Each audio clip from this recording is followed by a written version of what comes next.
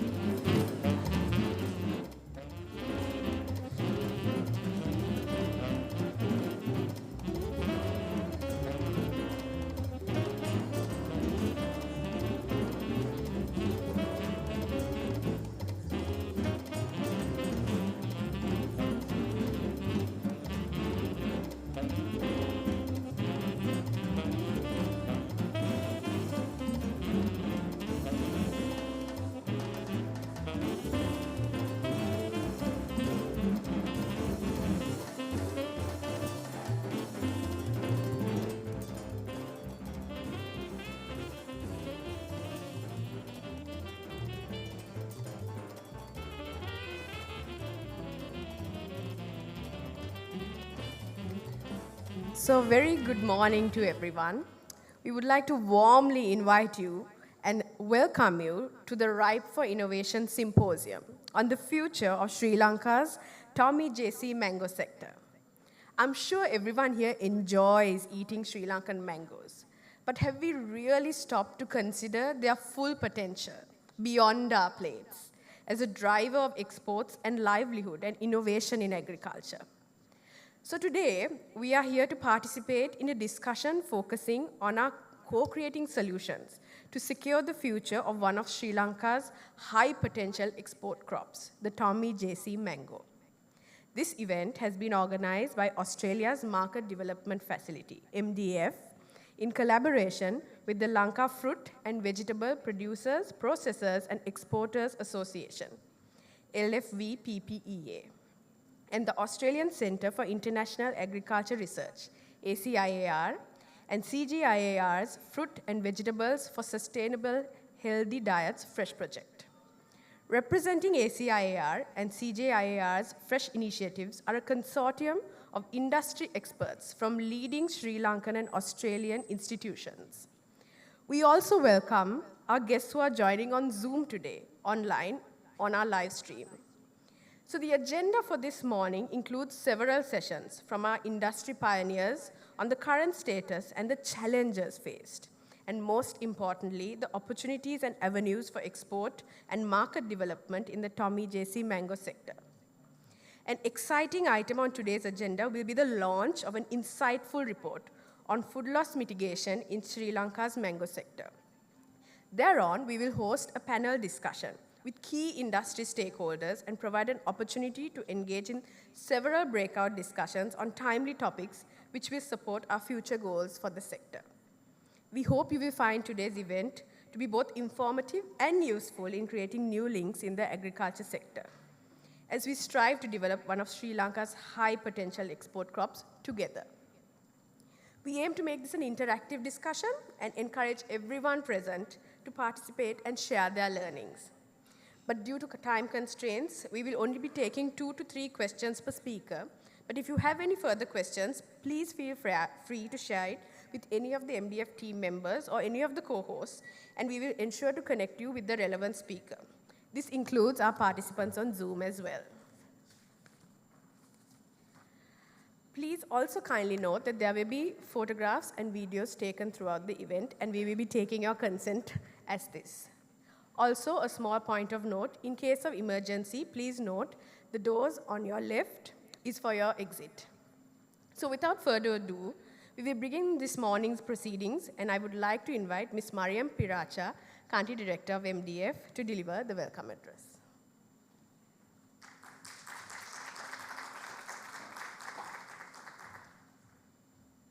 Good morning, everyone, and welcome to Ripe for Innovation, a symposium on the future of Sri Lanka's TomEJC mango sector.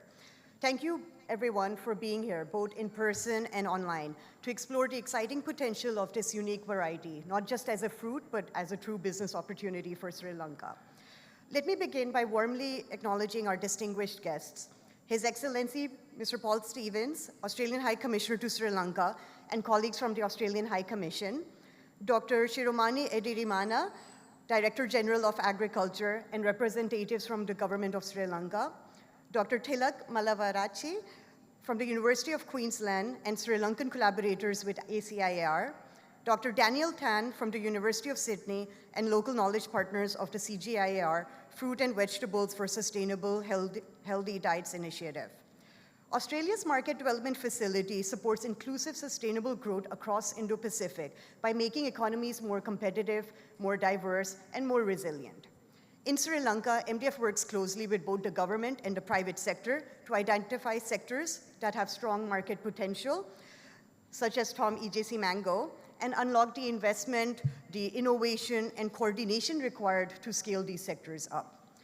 To date, MDF has helped generate over 26 million Australian dollars in additional revenue for businesses and increased incomes for more than 55,000 Sri Lankans.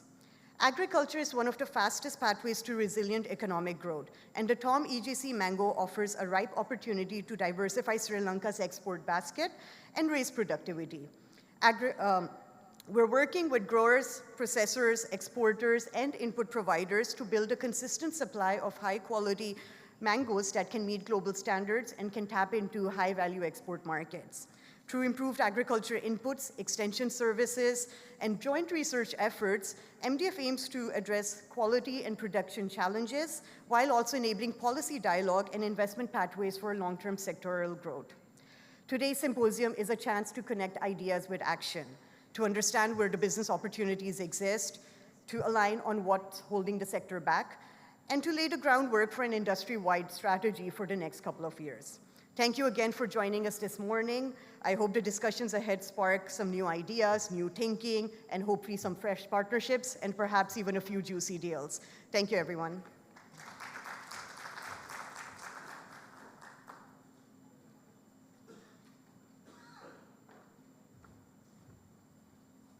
Thank you, Ms. Piracha. Before we continue for the day, I just want to let everyone know there is a translation service for each person who is attending here today. It translates from English to Sinhala and English to Tamil. So feel free to use it, please. And there will be, you can switch between the lines. Just use the device and you can switch between the two lines you want. So next up on our agenda, I would like to invite His Excellency Paul Stevens, Australian High Commissioner to the Australian High Commission in Sri Lanka, to share the keynote address.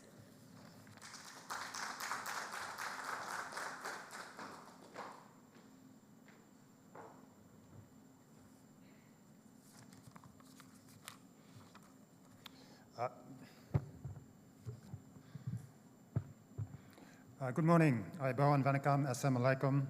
I'd like to acknowledge Dr. Shirmani Edaramana, Director General of the Department of Agriculture from Sri Lanka, Punya Nanyakara, Chairperson of the Lanka Fruit and Vegetable Producers, Processors and Exporters Association, Professor Tilak Malawarachi from the University of Queensland, Professor Daniel Tan from the University of Sydney, and Mariam Paracha, Country Director from Market Development Facility. It is a great pleasure to be here and to be part of this Ripe for Innovation Symposium, exploring the future of Sri Lanka's TomEJC mango sector. Australia and Sri Lanka are close and long-term partners. We work together to achieve a shared vision for stability, prosperity and resilience in our region. We have a long history of cooperation in trade and investment, education, sport, culture and development. Australia's development program supports the Sri Lankan government's priorities of moving to a strong economy on a growth path, reinforcing economic sovereignty, strengthening democratic and governance systems, and supporting the inclusion of women and girls. The bilateral trade relationship is valued at about $1.6 billion, with Australian exports driven by education services and agricultural products. Australia is also the 5th largest source of tourists to Sri Lanka, and we've been a major supporter of Sri Lanka's tourism recovery, including our work on tourism strategy development.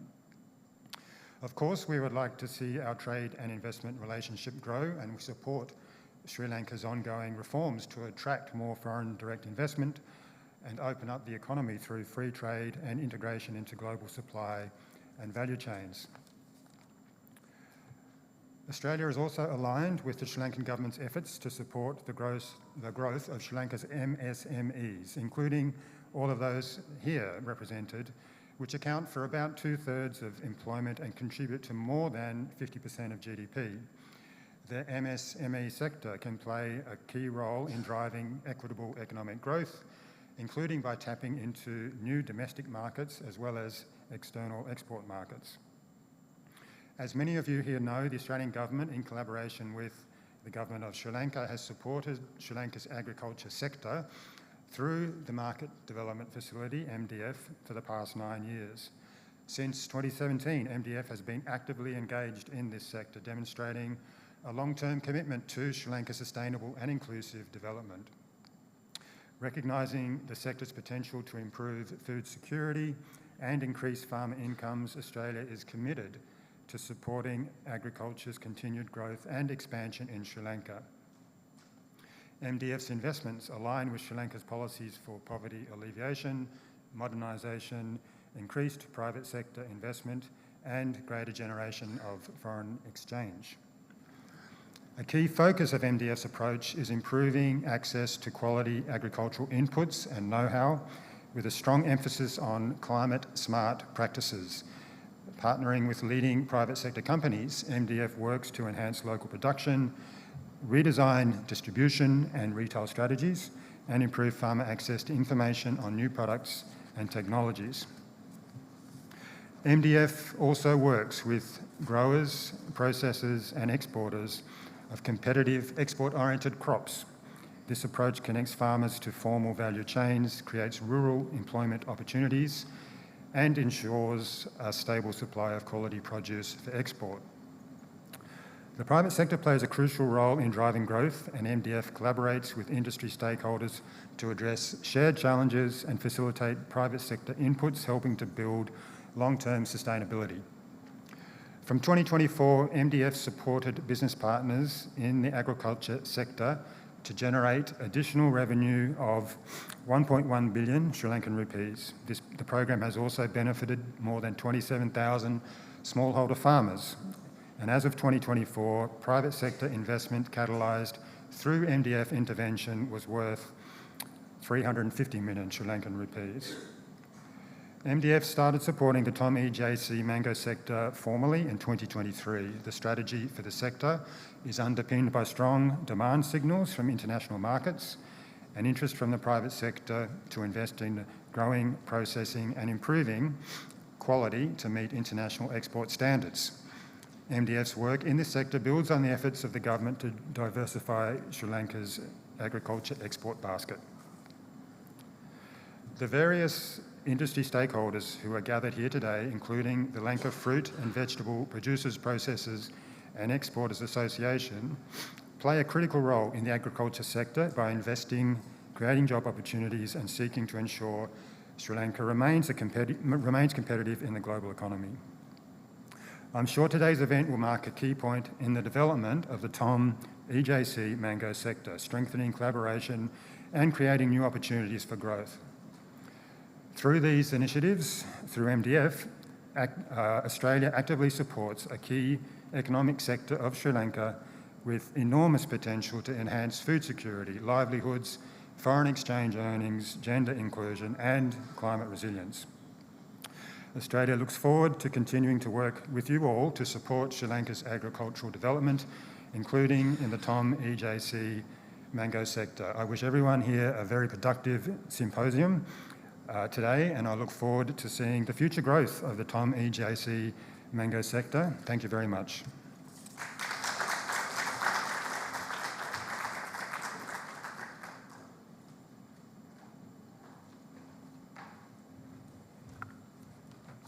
Thank you, Your Excellency. We appreciate Australia's commitment to support the growth of this sector, and it is indeed our pleasure and privilege to have you here with us today. I would now like to invite Dr. Patrick Nugavella, Board Member and Senior Technical Advisor to the Lanka Fruit and Vegetable Producers, Processors and Exporters Association. So a little bit about the LFVPPEA. It plays an integral role in developing the export agriculture sector in Sri Lanka. And it serves as the collective body representing multiple stakeholders involved in the supply of fruits and vegetables. Dr. Nugavella will be providing an overview on the present status of the mango sector in Sri Lanka. Doctor, the floor is yours.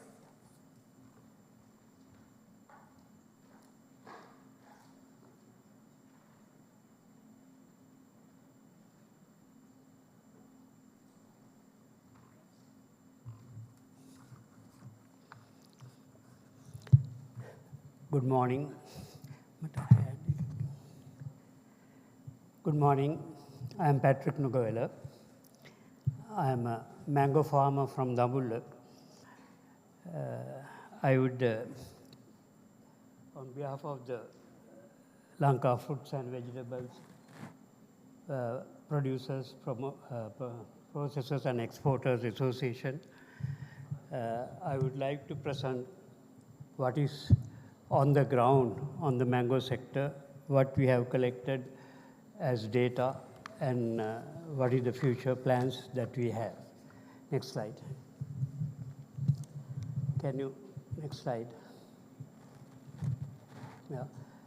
Just contents of my presentation is what is on the ground, what is the present situation, how the mango value chain operates as it is, and what are the future plans that on behalf of the association we are planning to do for the TomEJC mango sector. Next slide. Can you? Now, association, I am not going to give a big introduction to save time. Association is created in 1986, and we have more than 60 active members operating in the association in all the sectors. And we have a particular mission that we follow: support to increase the production of crops with high export potential through improved agriculture know-how, reduce post-harvest losses, improve the quality and safety of available production, provide linkages between producers and buyers, facilitate imports and export, and improve the environment of doing business. Next slide. We focus on 6 main crops for targeting exports: bananas, mangoes, papaya, pineapple, cashew nuts, and coconuts. I will go through fast for these first few slides so that we can focus much on mangoes. Now, the mango sector in Sri Lanka. Next slide. Next slide. This is just an overview of all the indicators that I have captured on the mango sector. Traditionally, there are several varieties in the country. I think nearly a couple of dozens of mangoes varieties. TJC, Karta Kolombang, Vellai Kolombang, Villard, Kohuamba, and several other local varieties are available in the country. And traditionally, these mangoes varieties are known. And there was a large number of varieties.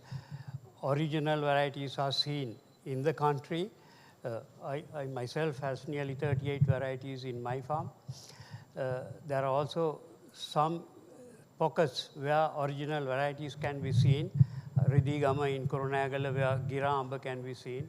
Some places in Ampara there are original varieties, and not forgetting the Jaffna mangoes. Next slide.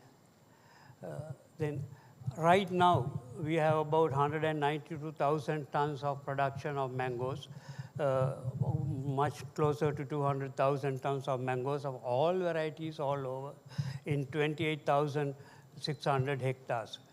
And about 40 to 50% of published data, about 40 to 50 percent of the published data is estimated TJC mangoes. Our estimate is about, we are going for 120,000 tons of mangoes on TJC. And the main districts of productions are Anuradhapura, Ampara, Ratnapura, Gampaha, Kegawal, Matara, Kandy, Matale, Monragala, Putlam, Hambantota, Gaul, and Polonnaru, and Jaffna. 75%, this is, I have taken this from an unpublished report from the Department of Agriculture. 75% of mangoes are home gardens, grown in home gardens. 25% is around commercial plantations. This trend is changing. I will come to that. And if you take the categories, we have tried to categorize according to the size of farms. There are small farms less than 0.25 hectares, and then small commercial farm 0.25 to 5 hectares, commercial farms 6 to 20 hectares, and large commercial farms 20 hectares. 40%, 30 to 40% of traditional varieties, 10 to 20% of commercial plantations, mostly local market, they are catering in the markets. Export is less than 1% of the total production. This is very important to note. I served as the senior technical advisor to West African Trade Hub, East African Trade Hub, Central African Trade Hub on mango production, promoting mango exports. They have achieved more than that. At least 10% of their production goes as fresh exports to Europe. Exports value is only 363 metric tons, whereas we have a production, if you are targeting, if you are having 120,000 tons of TJC mangoes in the coming years and 200,000 tons of mango production in the country. It's a quite a quantity, in terms of quantity, it's a big production. Some of the countries that I worked in is something around 200,000 tons of mango production that they have overall. It is the second average production per hectare is about 6 metric tons per hectare. This is much lower than the world standards. Second largest food crop in the country, TJC emerging as a commercial sector, gaining exports, potential and local market for several millions of TJC trees. I will come for these figures in other tables. Now this is, I am not going to explain this. This is how the 120,000, 192,000 production is distributed in 26,000 hectares by districts. I collected this thanks to the statistic unit at the Department of Agriculture at Gannorwa. We were, and the person in charge of that unit helped me to put this table together. And this is the only source that we have on all varieties of mangoes. Next table. These are the totals and divided according to each district of the countries which are collected. These figures are now available. And department also has the 24 figures, based on my figures for 23. But Mr. Basnayaka, who is in charge, had spent a lot of time with me on putting these figures together. Next page. Now, this is very important. This table, I think this is not available anywhere. This is on the TJC mango statistic. We at the association had a hard time to collect these figures by district, extremely difficult. Thanks to the staff, Madam Director General, to the Horana Fruit and Research Institute. They spent a lot of time with me and communicated these figures, and we put these figures together by district. This is not the final. I think these are tentative figures. Now, for thanks to the economic unit of the Horana Fruit and Research and Development Institute, 21 to 24, these are the figures by district is collected. This is the only source now, Horana and us, and maybe some figures may be available at Gannorwa. Hectares, acreage I have put together, and the present production figures of TJC mangoes by district. 15% comes from Monragala and Muhammadantota Kurunagala. These are the highest producing district, and Anuradhapura 6%, Ratnapura and Badulla 7% each in terms of acreage, and the production figures are almost similar. These can be obtained figures later on once it is approved and published, and they are still compiling these data. Extremely difficult to get all these data in one table by district, who is producing what. And in addition to that, we at the association tried to do training in 14 districts for mango farmers, and we have collected some figures to have some sort of national indicators for the TJC mangoes. Next. Now, comments on these data. I just mentioned the data available, TJC mangoes is still incomplete. We have much more to collect figures. Some additional information collect suggests that the production may be 3 times at least more than the production data reported. That production data, what I presented is less than 40,000 tons, but is maybe 3 times more than that. Based on the data report, keep that, go back. Based on the data reported, the main producing districts of TomEJC in order of volumes are Monragala, Hambantota, Kurunagala, Ratnapura, Badulla, Anuradhapura, Matale, Ampara, Jaffna, Putlam, Trincomalee, and Mahavali areas taken as a separate area because their production is very high and the acreage is very high and they have much more mature plantations in those areas. Overall, the mango production provides a different order in terms of value. General, all types of mango production is a different order because some districts have more traditional varieties than the TJC and is available in certain districts. What does the two different data priorities means? List only TomEJC mango district confirms that the main TomEJC producing districts, but all data related to TomEJC mangoes are not yet collected and complete. All varieties districts are also TEJC mangoes, but other mango varieties are still dominant in some of the districts. With this situation, we will continue to cooperate with Foreigner Research Institute and other organizations to put the data together. Next slide. I tried now, what is the, in the mango sector, there are new trends that we notice in the field. Tradition of mango grown as a home garden crops is changing. Initial varieties such as Kartha Colomban, Vellai Colomban, and other varieties are not that much increased because of the TEJC mango expansion.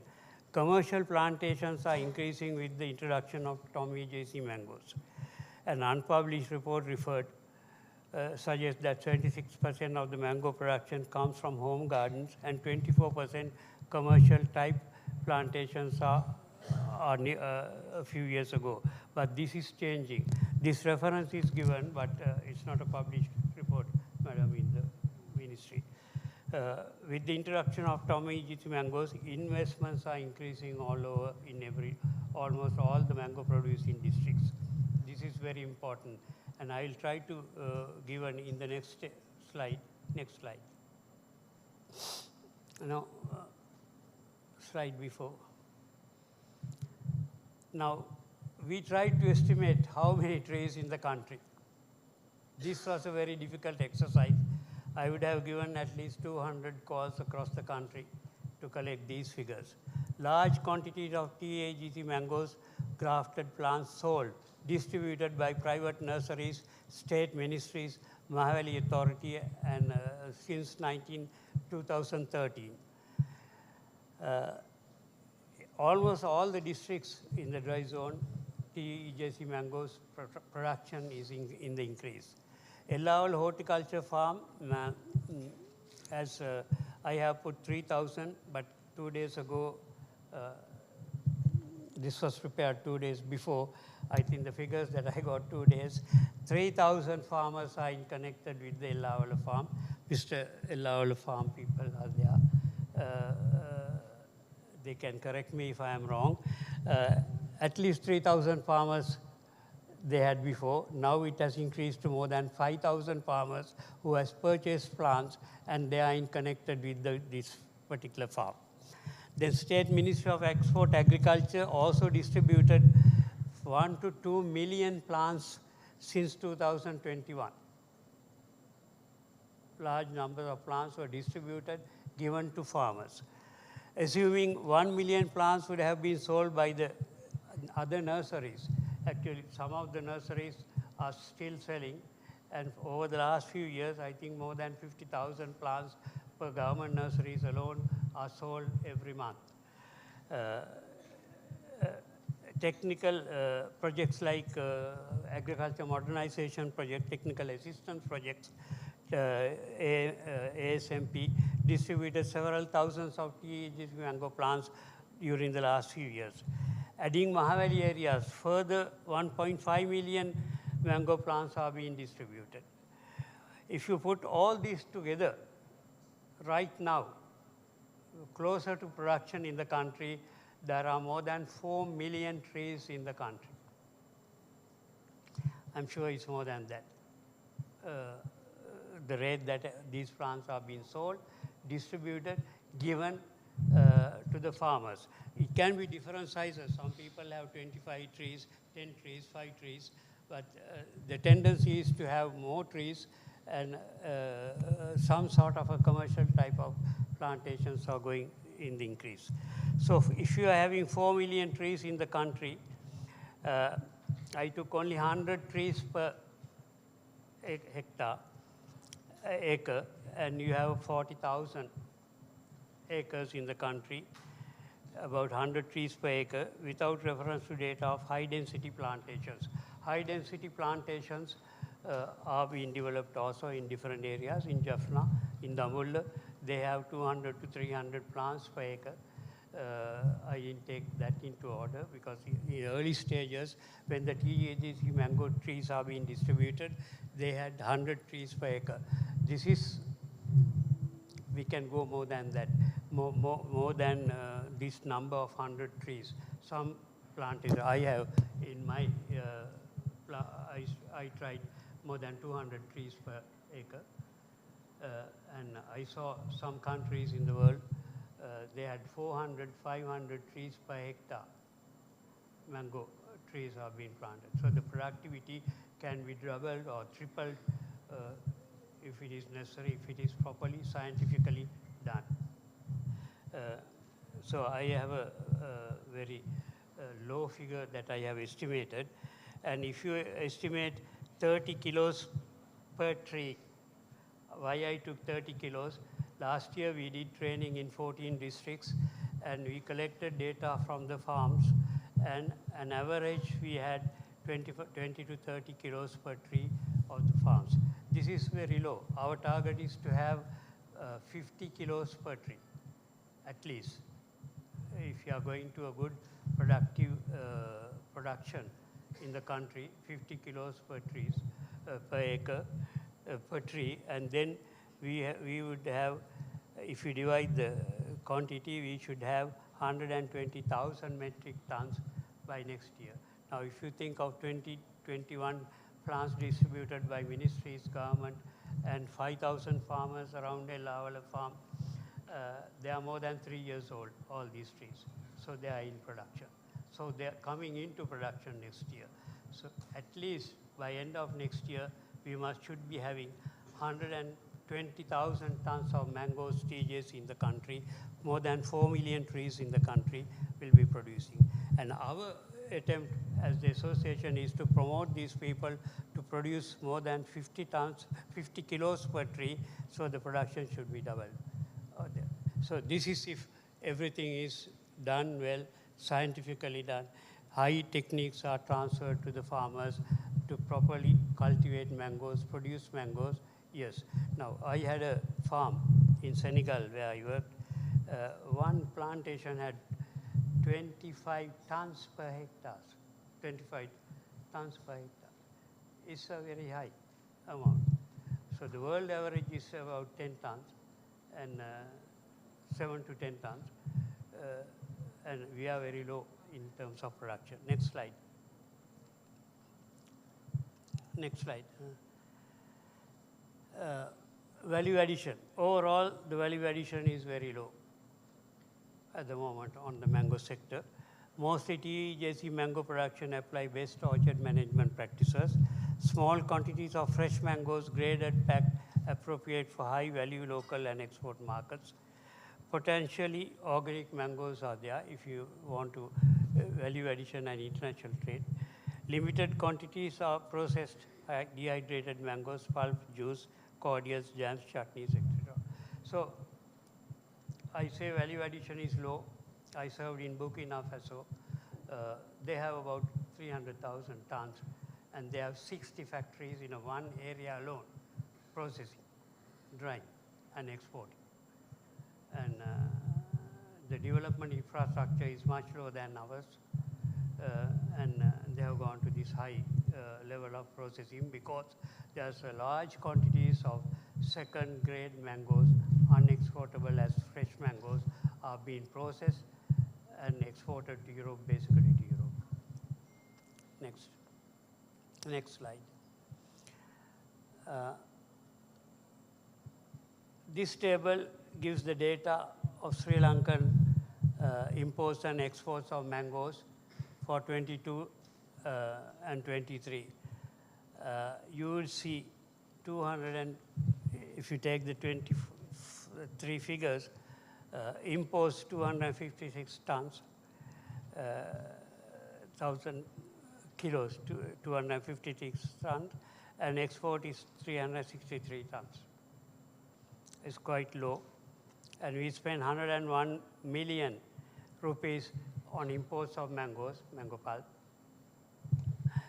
101 million rupees on imports of mangoes, mango products, and we export only 492 million rupees worth of exports. So there's something to look into. There's something to correct here. Next slide.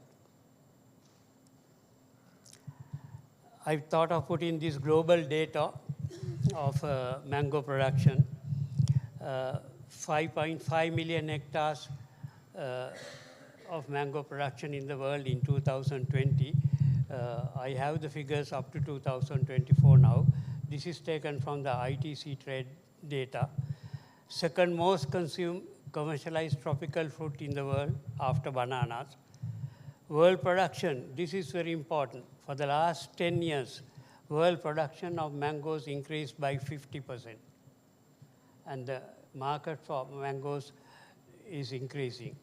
And recent data on the ITC suggests that there's still a very big gap of mango production and market. There's still more room to increase the mango market, international trade in mangoes, provided that there is appropriate production. World average of production, 10 metric tons per hectare. Average production per hectare in the 17 largest producing countries was 3.5 metric tons. 13.5 metric tons in the largest 17 countries. World imports of fresh mangoes, that is mixed up with guavas and mangosteen, 97 countries was 2 million metric tons with a value of 3 billion US dollars. And international trade, as I said, there's a gap still. These figures I saw a few days ago, ITC has published, of a big gap of supply and demand. Mango value chain in Sri Lanka, I am not going to explain a lot on this, but I will present it. Value chain, next slide. Whom do you see on the ground on the mango value chain? Mango value chain is there in the country. It happens, but it is not formalized. It is not formalized, but it's there, it works. And there are actors, facilitators, all the stakeholders are there in the ground, but they are not connected. There's not organized properly as a value chain. This is my experience in other countries. The value chains which are export-oriented are organized. They meet, they have associations, they have some sort of a organization structure, they meet together, and they have built confidence on the players of a mango value chain. We have input suppliers, who are the actors in the value chain, comprising of input suppliers, planting material, and other input people are part of the value chain. Home gardens and commercial scale producers, small and medium scale producers are actors of the value chain. Production villages, there are cluster villages in the country developing now. There's one in Dambulla, there's another one in Velikanda in Polonnaruwa, like that. And you have harvesters. I say harvesters, they are not organized. Now some countries which I worked, you have organized groups of harvesters. They go from one place to another place, they do the harvesting, and they come back. So they take contracts on it. I did this for a couple of sectors in West African countries, for mangoes, for cashew nuts, for cotton. All these things, it's part of our tech project which I work. We organize harvesters, put them into small companies. We hire them. They do it professional harvesting, not just like that. professional harvesting, and we have to develop them. We don't have. Here and there, we have harvesters. International traders, intermediary traders, there are few in the areas of mango producing, not organized, not professional. Wholesale markets, dedicated economic centers, they sell mangoes. Processors, retailers, exporters, they're all actors of a value chain. And then, next slide. You have facilitators. They are not direct actors, they are facilitators. Public sector, ministries, R&D institutions, and nurseries. You have private sector service providers, consultants, trainers in the country, they as facilitators. Technical assistance projects, not many here. Financial institutions and associations and cooperatives, there are very few, not much. I'm taking an example of a country that I work. Number of countries have organized associations for sector. Next one. This is the value chain picture. I'm not explaining. This works in the country. This is there. From input suppliers to market, and on the sides you have all the facilitators. Next slides. Mango-related activities, I'm not going to explain this. Our association had been working in promoting mango value chain. We have a mango task force, 4 or 5 of us working. We did training, we organized a strategy, and we have certain plans for the future to implement. Next. We have our goal is to promote and development of export-oriented sector. We are hoping to promote 20,000 tons of mangoes by 2027 for exports at a value of $30 million. And we have prepared an action plan built on 8 key pillars, 8 key strategies.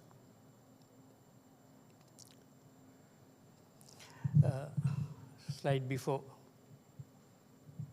This is the last. We have a strategy 1, establishing a working partnership in the country, developing certain mechanisms of development, provision of organized structure of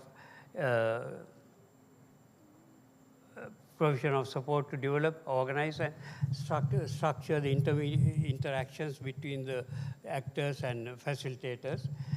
Facilitation to establish a database. This is the biggest problem we have. We don't have a database. Establish a database, and suppose focused on medium and large scale, because what we want is to promote more commercial plantations rather than the home garden system, and linked with outgrower systems. Next. Continuation of our support. We have a trainers, master trainers that we have developed, trained now, and doing training in different districts. We did it with the funding of GIZ and MDF, but we will continue to see other funding sources to continue training, to transfer of know-how to farmers. This is a very big gap in the field. And access to export and local market, we are working on that. Promotion of value-added products is another strategy for us, and participation in providing advisory services to whoever try to contact us. Thank you.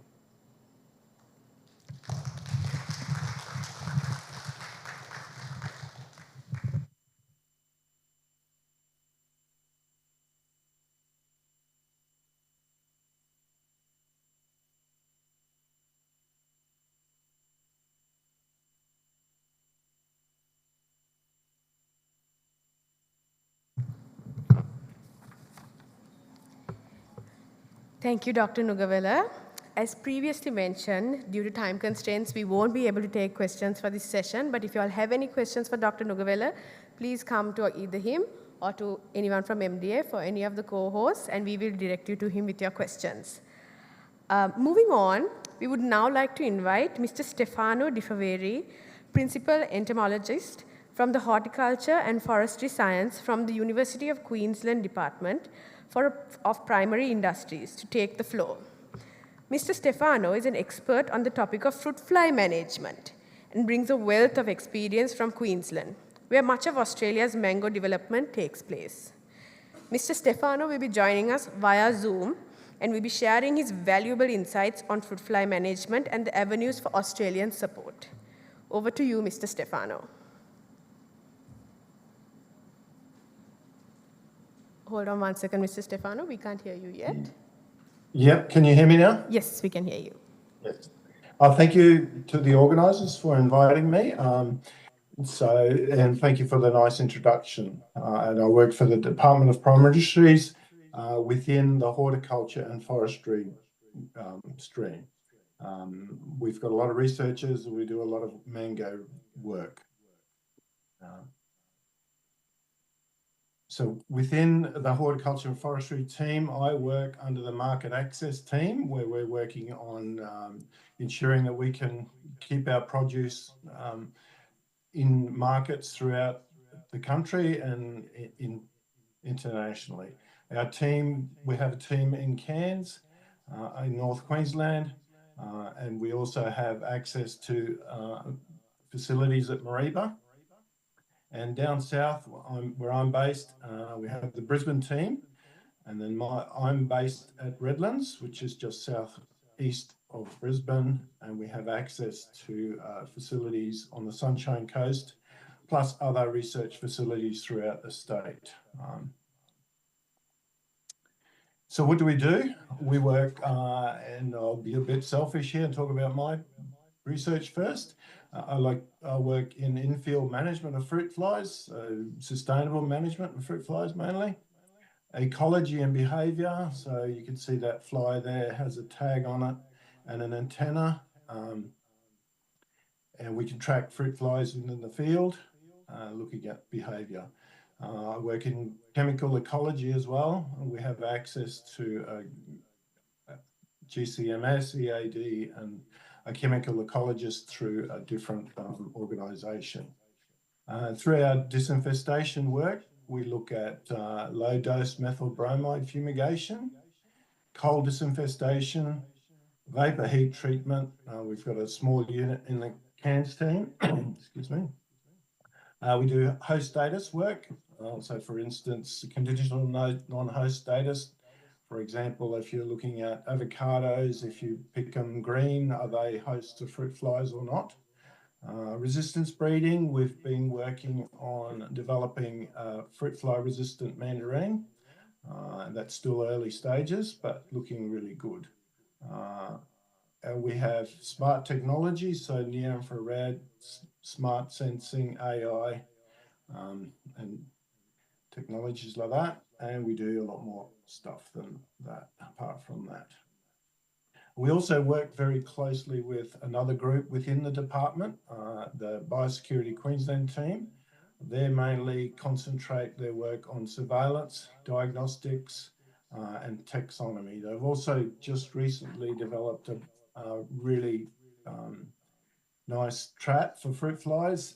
It's particularly good for our team for the work they're doing with surveillance, because it's very water resistant, waterproof, and it makes sure that the flies that they get from those traps are in good condition. They've also developed this or published this publication here, the Australian Handbook for Identification of Fruit Flies.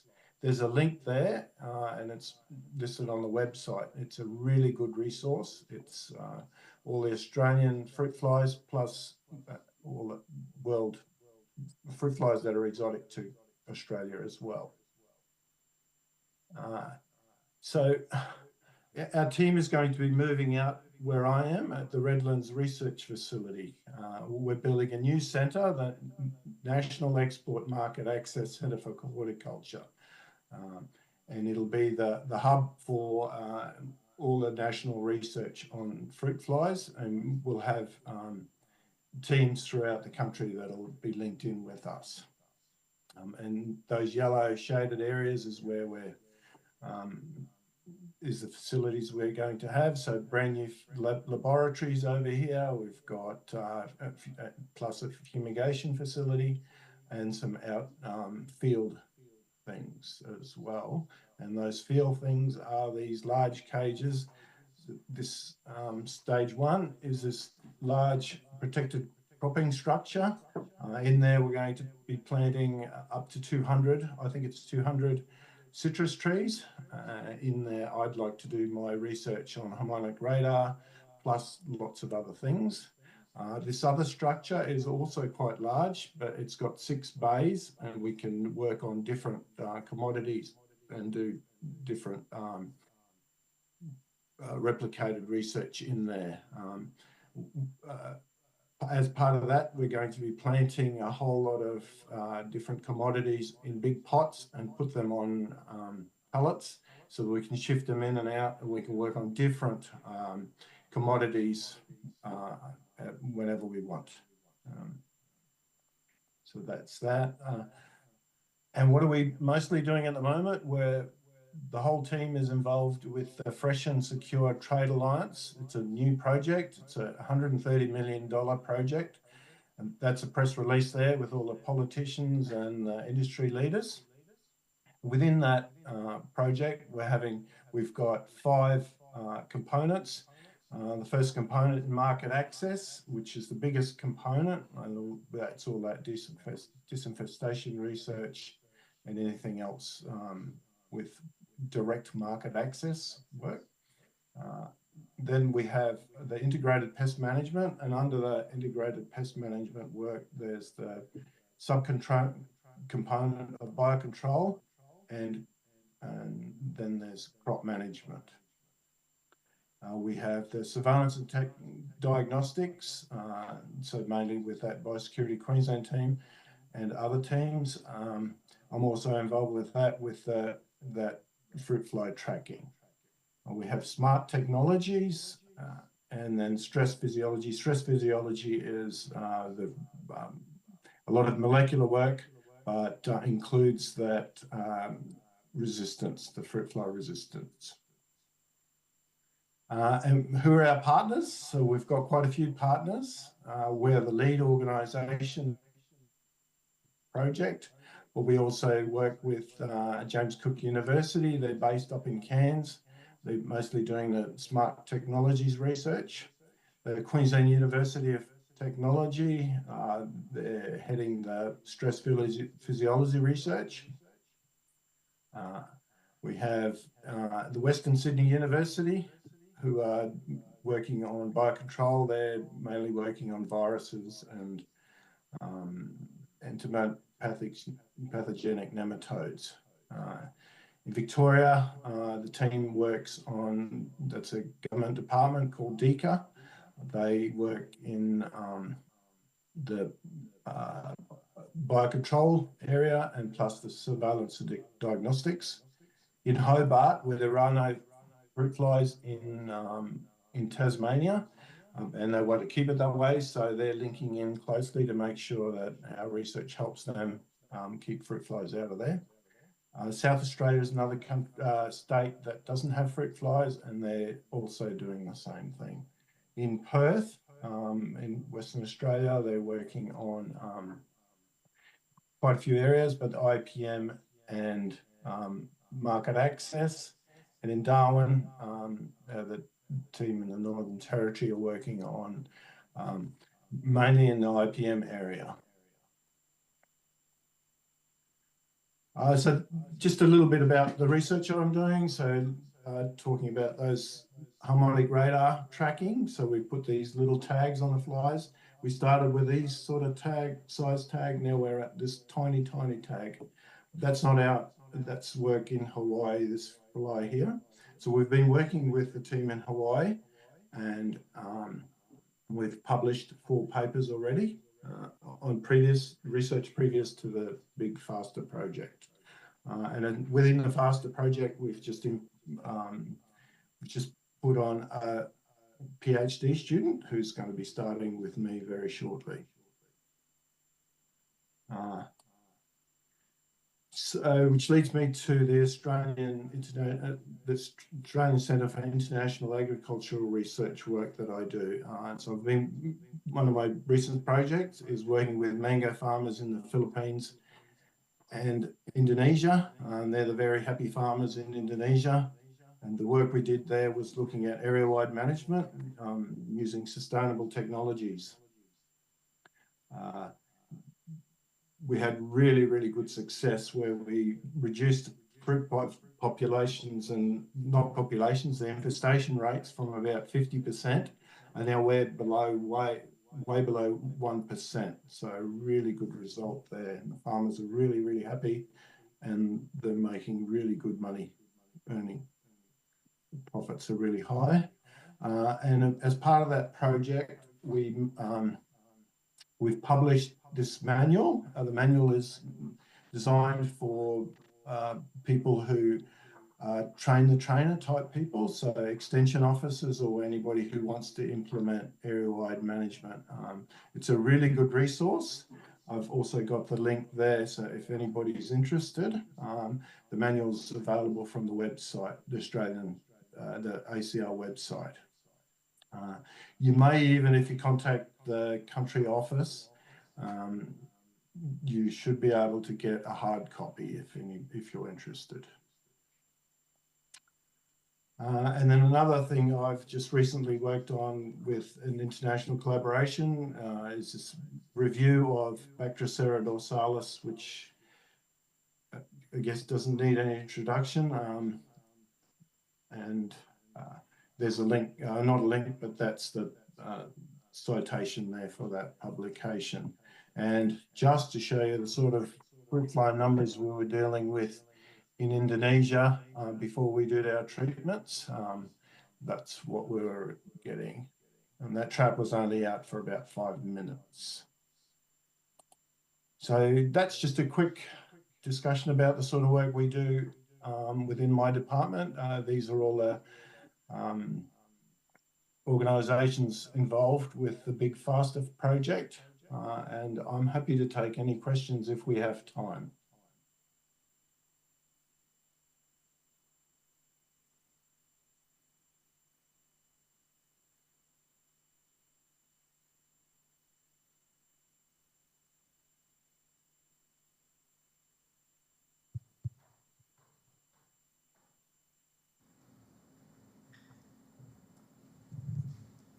Thank you, Dr. Stefano. Does anyone have any questions for Dr. Stefano?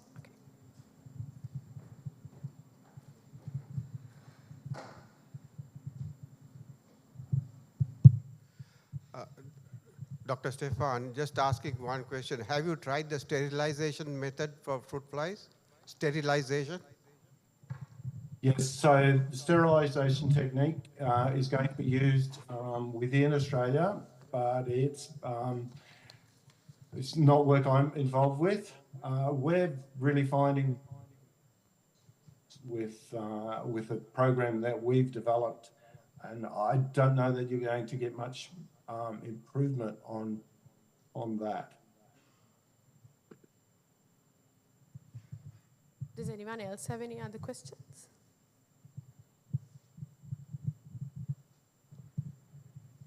I think that's it, but if you all have any questions for Dr. Stefano, please reach out to us and we will put you in touch with him directly. Thank you, Dr. Stefano, for joining and making the time for us.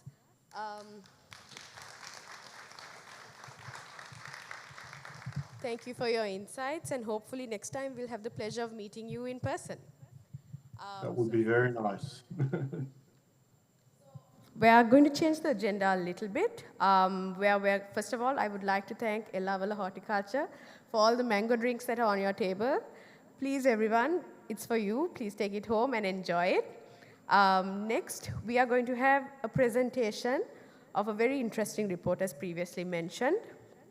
I would like to invite onto stage Dr. Tilak, Dr. Manoj, and Dr. Irandhati, and Dr. Anuradha to present the report. So a little bit about it is over the past 30 months, the ACIAR knowledge partners have worked tirelessly with stakeholders in the industry to understand the avenues to mitigate food losses across the mango value chain. And we are honored that today, this ACIAR team is ready to launch this insight report in the presence of all our key stakeholders in the industry. So like mentioned, Dr. Tilak from the ACIAR team, Dr. Manoj, Dr. Irandhati, and Dr. Anuradha, please come on stage.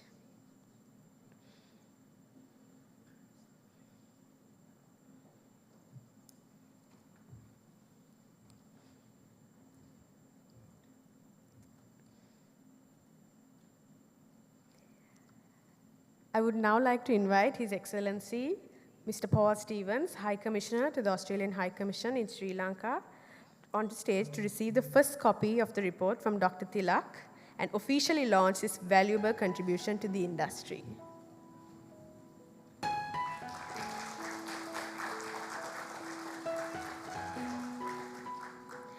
With this, we would also like to invite representatives from the LFVPPEA to give their token of appreciation as well.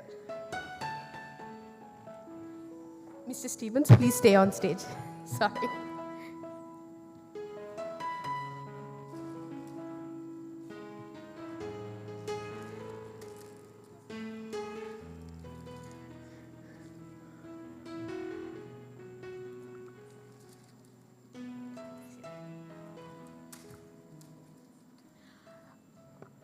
Yeah, you can present. We would.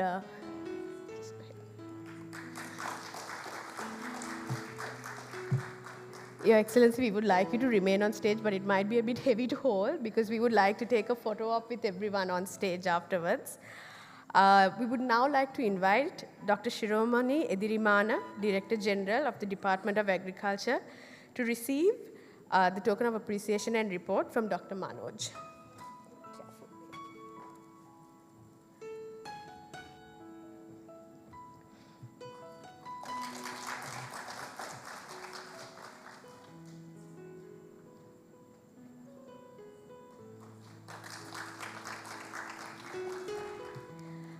We would then like to invite from CGIAR's Fresh Project, Mr. ACIAR, to receive the token of the report from Dr. Anuradha and the token of appreciation as well.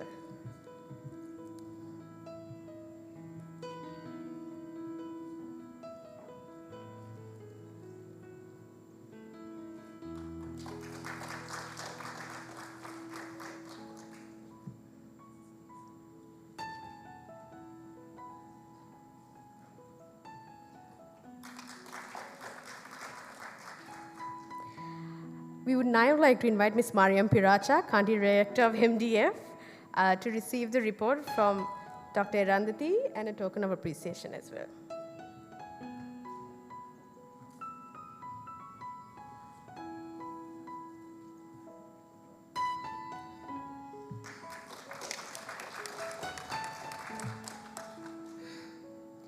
We would, sorry.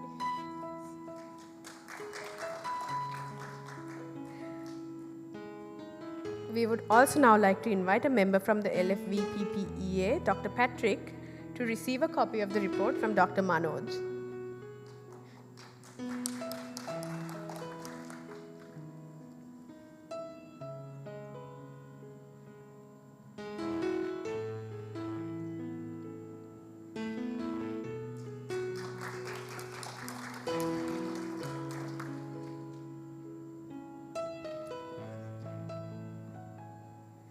And last but not least, could we have a member from the ACIAR to receive a token of appreciation? It's you? Okay. It's you. Okay. We'll do it electronically. Okay. Now we would like to take a group picture with, yes.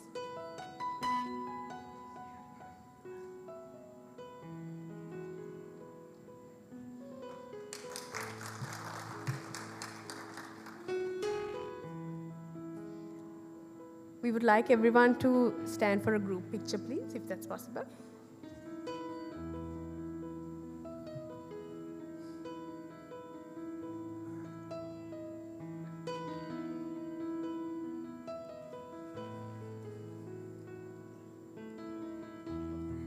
Thank you, everyone. You all may please take your seats.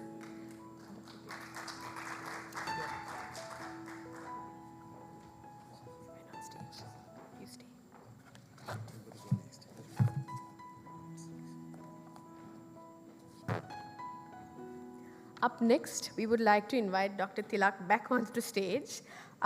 He is the Australian coordinator to the ACIAR initiative in Mango to address the audience. The ACIAR is an agribusiness program that focuses on research to promote the adoption and innovation to improve business outcomes for smallholder farmers. Today, Dr. Tilak will be speaking on the topic of opportunities for optimal resource use in mango production and trade. Lessons from this research activity in Sri Lanka. Dr. Tilak, the floor is yours.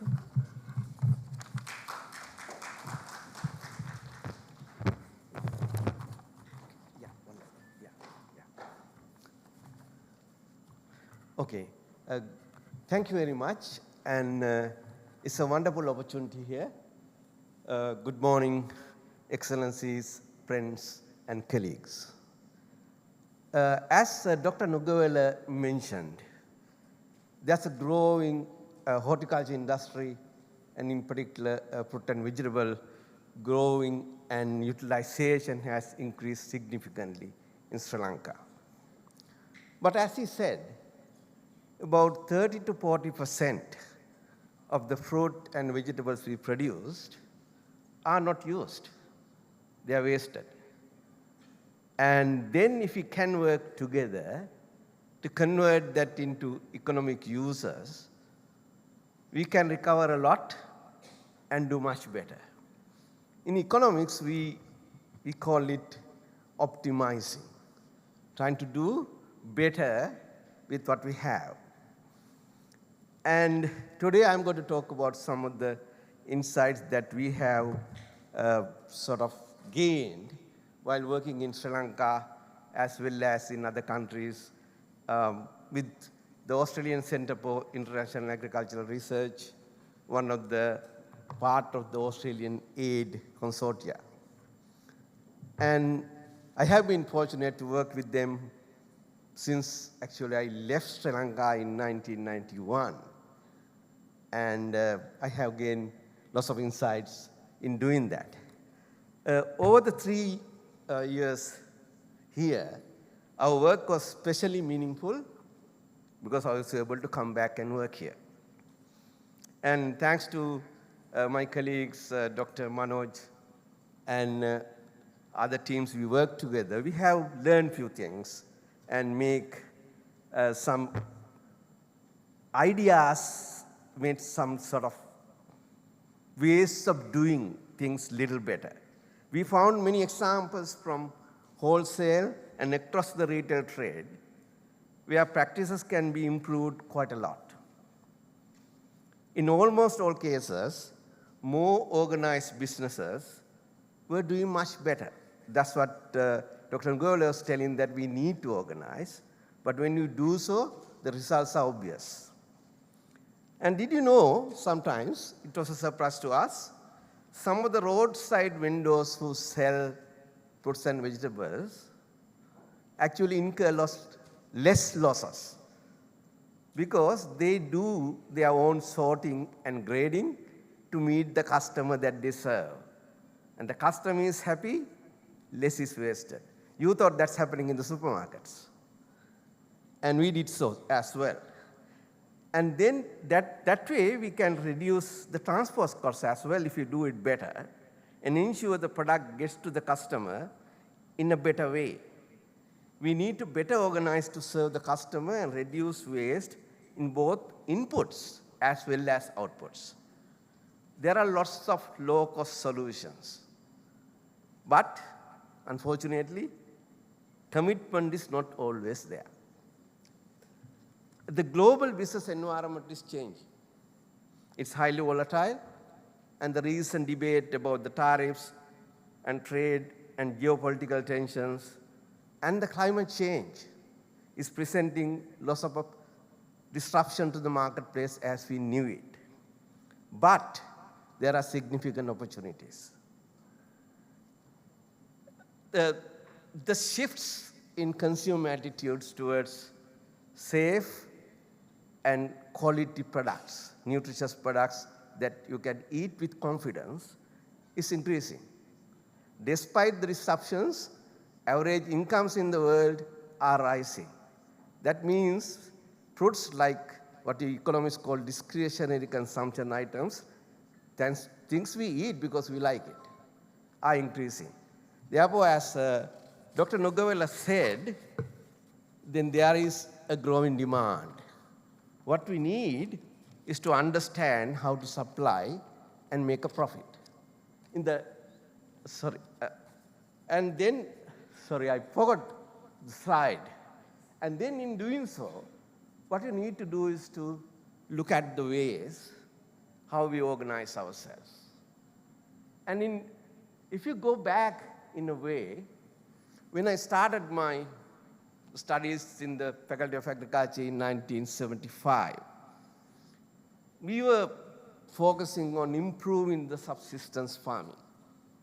At that time, our question of production was what to produce and how to produce, when to produce, and at last to look at whom we are going to sell this.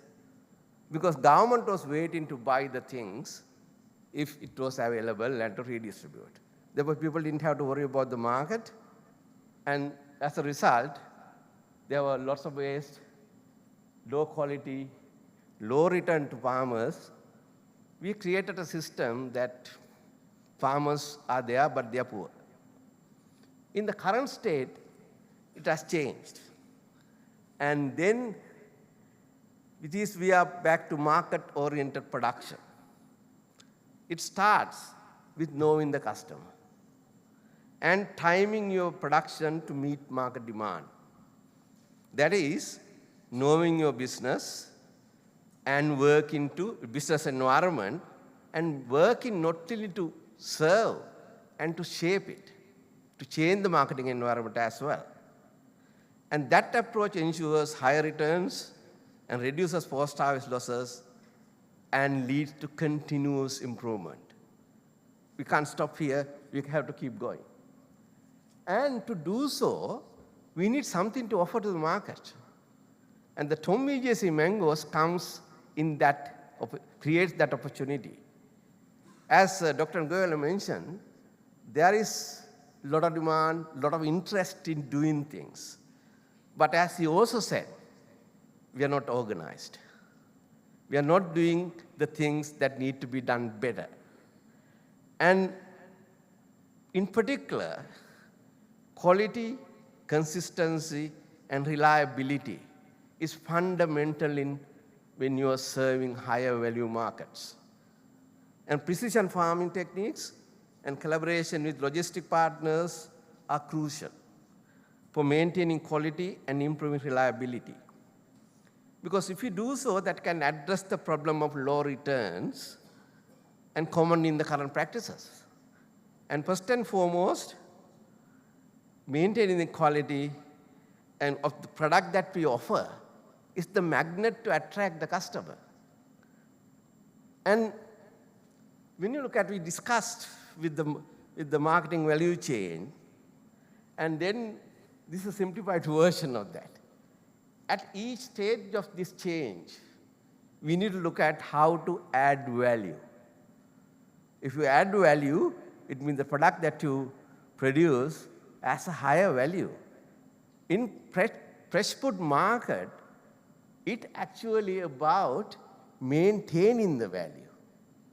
Because when you harvest a good fruit from your tree, that is at the wholesome stage, ready to consume. Each step that you send it through the marketplace, in the chain, it diminishes quality. Our work suggested that there are ways to retain that wholesomeness and then reduce the waste. That increases the quality. And therefore, if you do so, there are significant benefits achievable. And going back to that, and that's because, and we can sort of work very well on taking the lead from the export-oriented agriculture that we had in this country for a long time. But that experience was on mainly processed products that were sent overseas and someone else added the value. But here we are talking about fresh fruits, and the game is a little different. And therefore, sort of how can we actually reduce those losses and convert them into opportunities? as Stefano was talking, it involves a whole of system approach. I mean, although mango is grown in Queensland, they were working right across the world, across Australia, and also around the world to learn and improve things. That was mainly to develop, increase the productivity and resilience through research and development. And then that involves working together and adapting to the external environment, which you can't change. You can only change the way you do your business and to adapt to the external environment. And then it is gained through efficient practices, working optimally around the constraints that you have and how to shift those constraints. And the research and development partners and input providers, they all need to work together. Because we always talk about resilience. Resilience is a systemic property. I can't be resilient unless I work with other people. And then, therefore, it involves coping, basically going through tough times and then working to enjoy your life in better times. And then it's adaptation. Therefore, in Australia, and when you did this work, actually sometimes it means some of your colleagues in the industry finding alternative ways of doing things elsewhere in the industry. When I first started in Australia, we had 300,000 or more farm businesses. And average gross value of agricultural production was about 10 to 12 billion. Now we have 100,000 farmers, less than 100,000 farmers. Our gross value of production is about 70 to 80 billion. Less farmers, more money, better quality food. Therefore, what it means for all of us here. And Sri Lanka mango industry has presented an opportunity. To reap the benefits of that opportunity, we need to organize better. They have shown, they are keen to work with everyone, but we have to move away from our traditional thinking of producing more to producing higher value, better quality products that the market is ready to give you a higher premium price. If you can do so, then we can reap the benefits. It means the public investment in research and development and trade facilitation is very important, as is the connections, rather than working in silos, in isolations, connecting with the partners, sharing their experiences. And Dr. Nogewala said that data is not there. We know that. Data is absent. It means people are even not prepared to share their experiences. Tell the others. Sharing improves the value. And then Sri Lanka can look to successful trading nations like Australia, like our High Commissioner said, that we want to share our opportunity with other people so that we can create prosperous nations around us. And then public policies should provide market coordination and create trust and remove constraints. But unfortunately, in developing countries, government creates more constraints rather than facilitate it. We need to change. We need to let the private sector take the lead and let businesses do their best, because that is the only way to create growth and get out of the problems that we all have. Thank you very much, and enjoy the discussion. Thank you.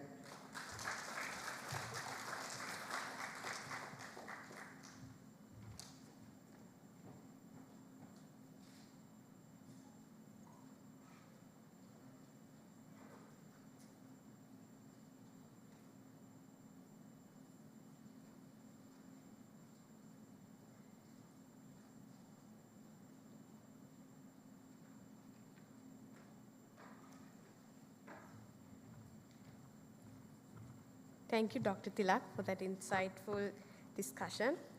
We would now like to invite Dr. Ilmi Heva Julige, Director and General General CEO of Industrial Technological Institute, to take the floor. Dr. Ilmi represents the CGIAR initiative on fruits and vegetables for sustainable healthy diets, also known as FRESH. This initiative aims to use an end-to-end approach to increase fruit and vegetable intake and in turn improve diet quality, nutrition, and health outcomes. Dr. Ilmi, the floor is yours.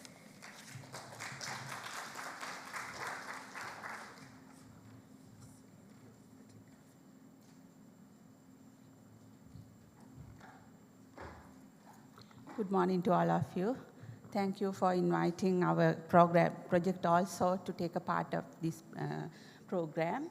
And today, I'm going to talk about the standards for export market development.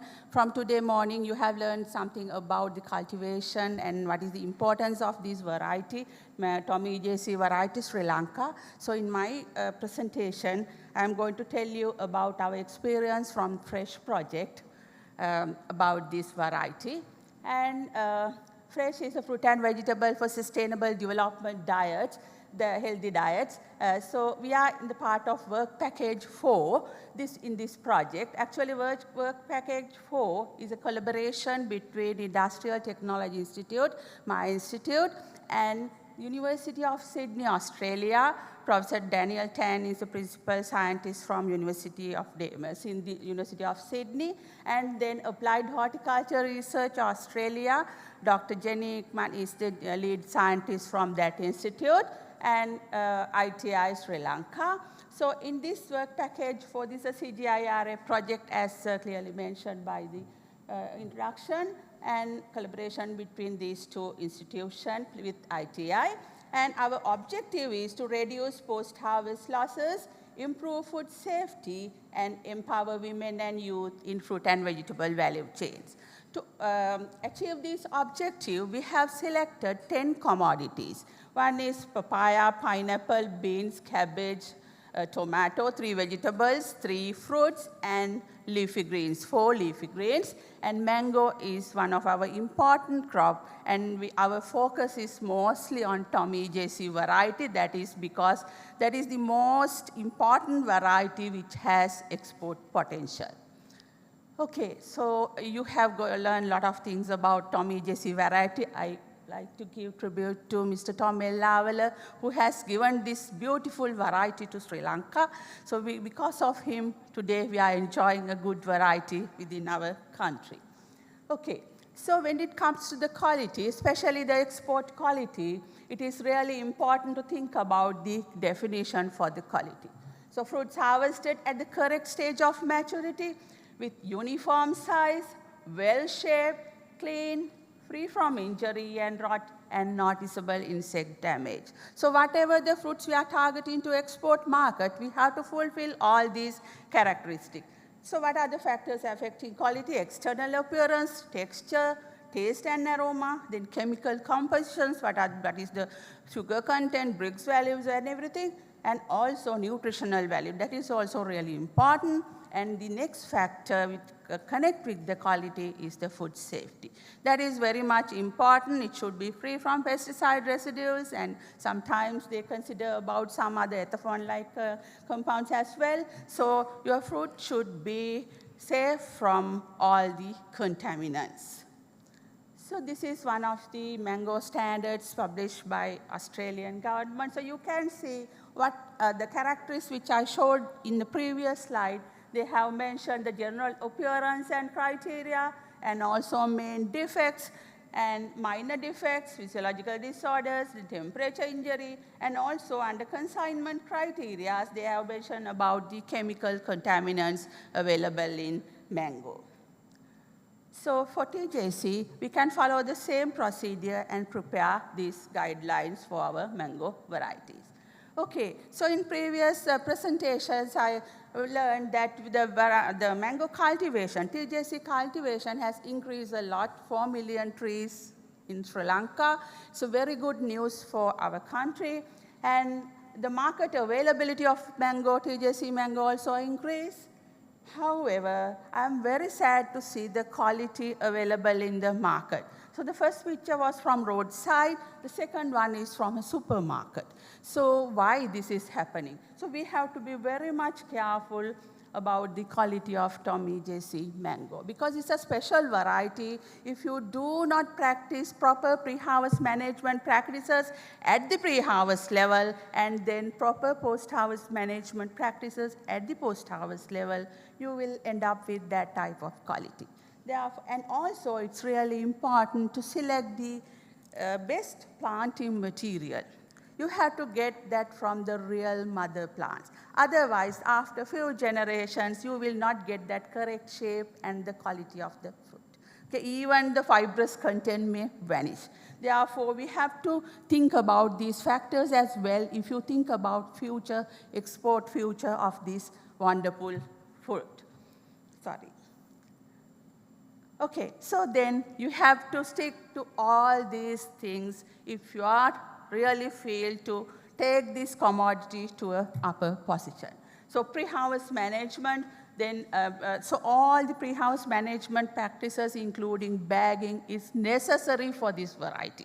Okay, so actually I don't have time to explain everything, but all of you might know then maturity at harvesting is very much important. You have to harvest at the correct stage of maturity at correct time. Then crop cleaning and sorting, those are the post-harvest factors, packaging, transportation, storage, marketing, consumer and value addition. Until the last thing is the value addition. So especially in the pre-harvest management, you have to stick to the good agricultural practices introduced by the Department of Agriculture. In our FRESH project, we have done pesticide residue analysis for non-GAP and GAP certified farms. It's happy to say that all the GAP certified farms, we found that no pesticide residues or below the MRL levels, basically no pesticide residue. So that's a good news. So if we can popularize this GAP system within our country, we can have free, pesticide-free commodity ready for not only for exporters, even our local consumption. So to control or to manage the post-harvest of these mangoes, we have to think about the biological and environmental factors of this commodity. So you have to think about this, all fruits and vegetables remain alive after harvest. You have to handle them very carefully. You have to reduce whatever the second damages which can happen to this commodity. And the first thing, biological and environmental factors. The second one, use appropriate post-harvest techniques to delay senescence and maintain the best possible quality. So actually, you cannot stop doing getting post-harvest changes. You cannot stop. So even we try to do many things, you cannot. But we can maintain into some extent by applying proper post-harvest management technique. Therefore, we have to select whatever the best techniques to keep this fruit alive plus in good quality. So these are some of the considerations in harvesting. Some people forget.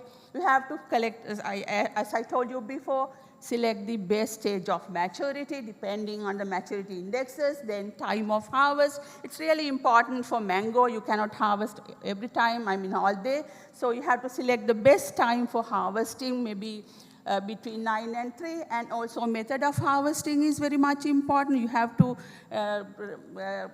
there should not be any damage to food and minimize mechanical injuries, avoid high temperature, minimize contact with soil. So if you think about the export market, you have to consider all these things.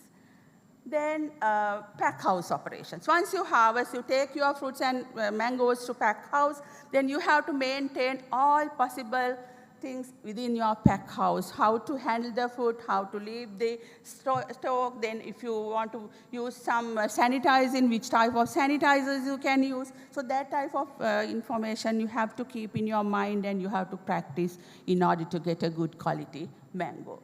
And you can see some of the pictures are from old pictures from some of our people who are in the audience.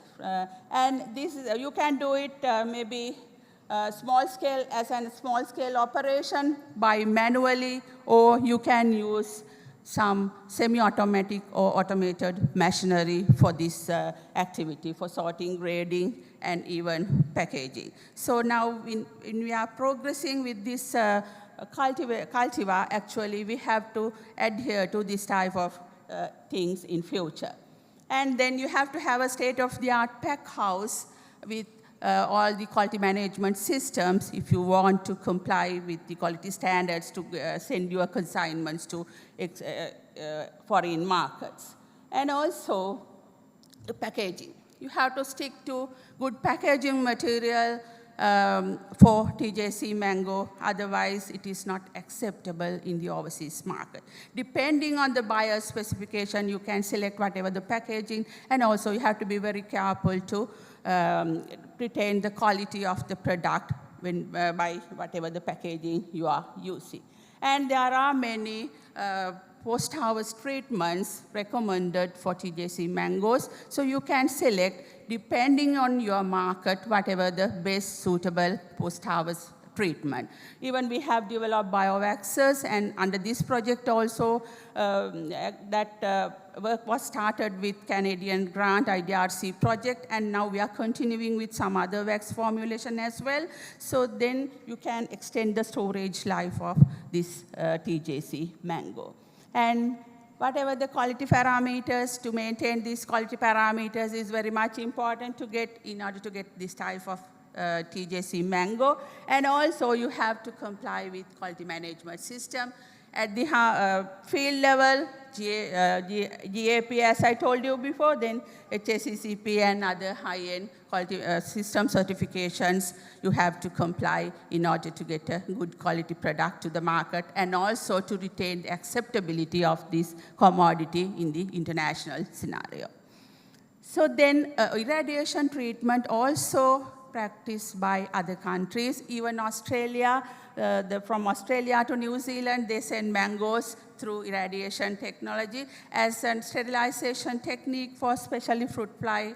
So you can use irradiation technique, and in Sri Lanka also we have this facility. We can try if any country is allowing to get mango with this technology. And packaging and storage conditions. So you have to select the best storage condition if you are targeting to send by sea. Otherwise, you can use sea freight. Air freight is okay, but you have to stick to the correct temperature plus relative humidity if you want to extend the storage life of this beautiful commodity. And also, cold chain management is very much important. If you are thinking about cold storage, at every step you have to maintain the cold chain, and also comply to other quality management system while you are practicing cold chain management. So then with ripening is a part of cold chain management. So if you are using fruit ripening, you have to stick to the correct method, correct compound, what you are going to use for fruit ripening. So that's also you have to keep in your mind, especially you can use ethylene and also some other commodities which can generate ethylene, but not the calcium carbide. It is prohibited to use. Okay, these are some of the quality characteristics which are important to select whatever the best quality mangoes. This is about defects, injuries, and disorders. Here you can see some diseases, disease indexes and all. So anthracnose and stem end rot are the major diseases in TJC, even TJC mango, and some other mango varieties in Sri Lanka. And also as quarantine, we have three threats actually: mealybug, fruit fly, and live scales sometimes we found in mango. So those are some quality defects. And finally, it's a very beautiful variety, not only as a fresh fruit, you can consume as a you can develop a range of value-added products, from minimally processed fresh cut until to a wine or spirit using mango.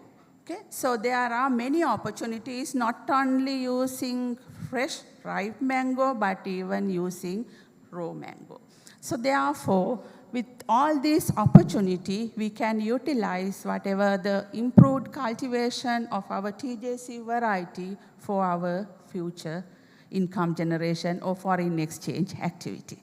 Okay, thank you so much.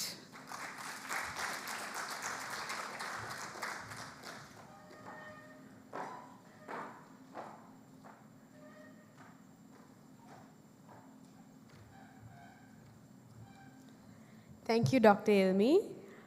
In continuing with the order of events, we will now commence a very insightful and interesting panel discussion.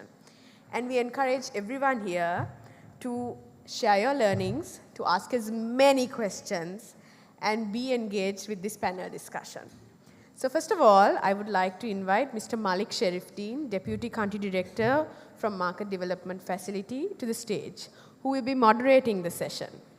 And joining Mr. Malik on the panel will be Mr. Suresh Ellavala, Director, Ellavala Horticulture, and Head of the Mango Cluster at the LFVPPEA.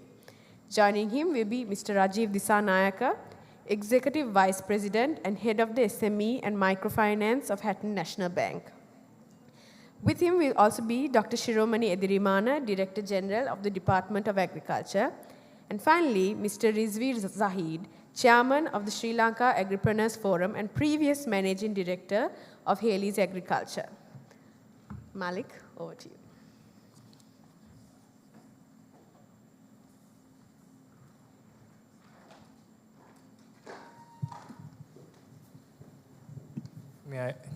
Good morning, everyone. May I ask the fellow panelists to join me up on stage, please?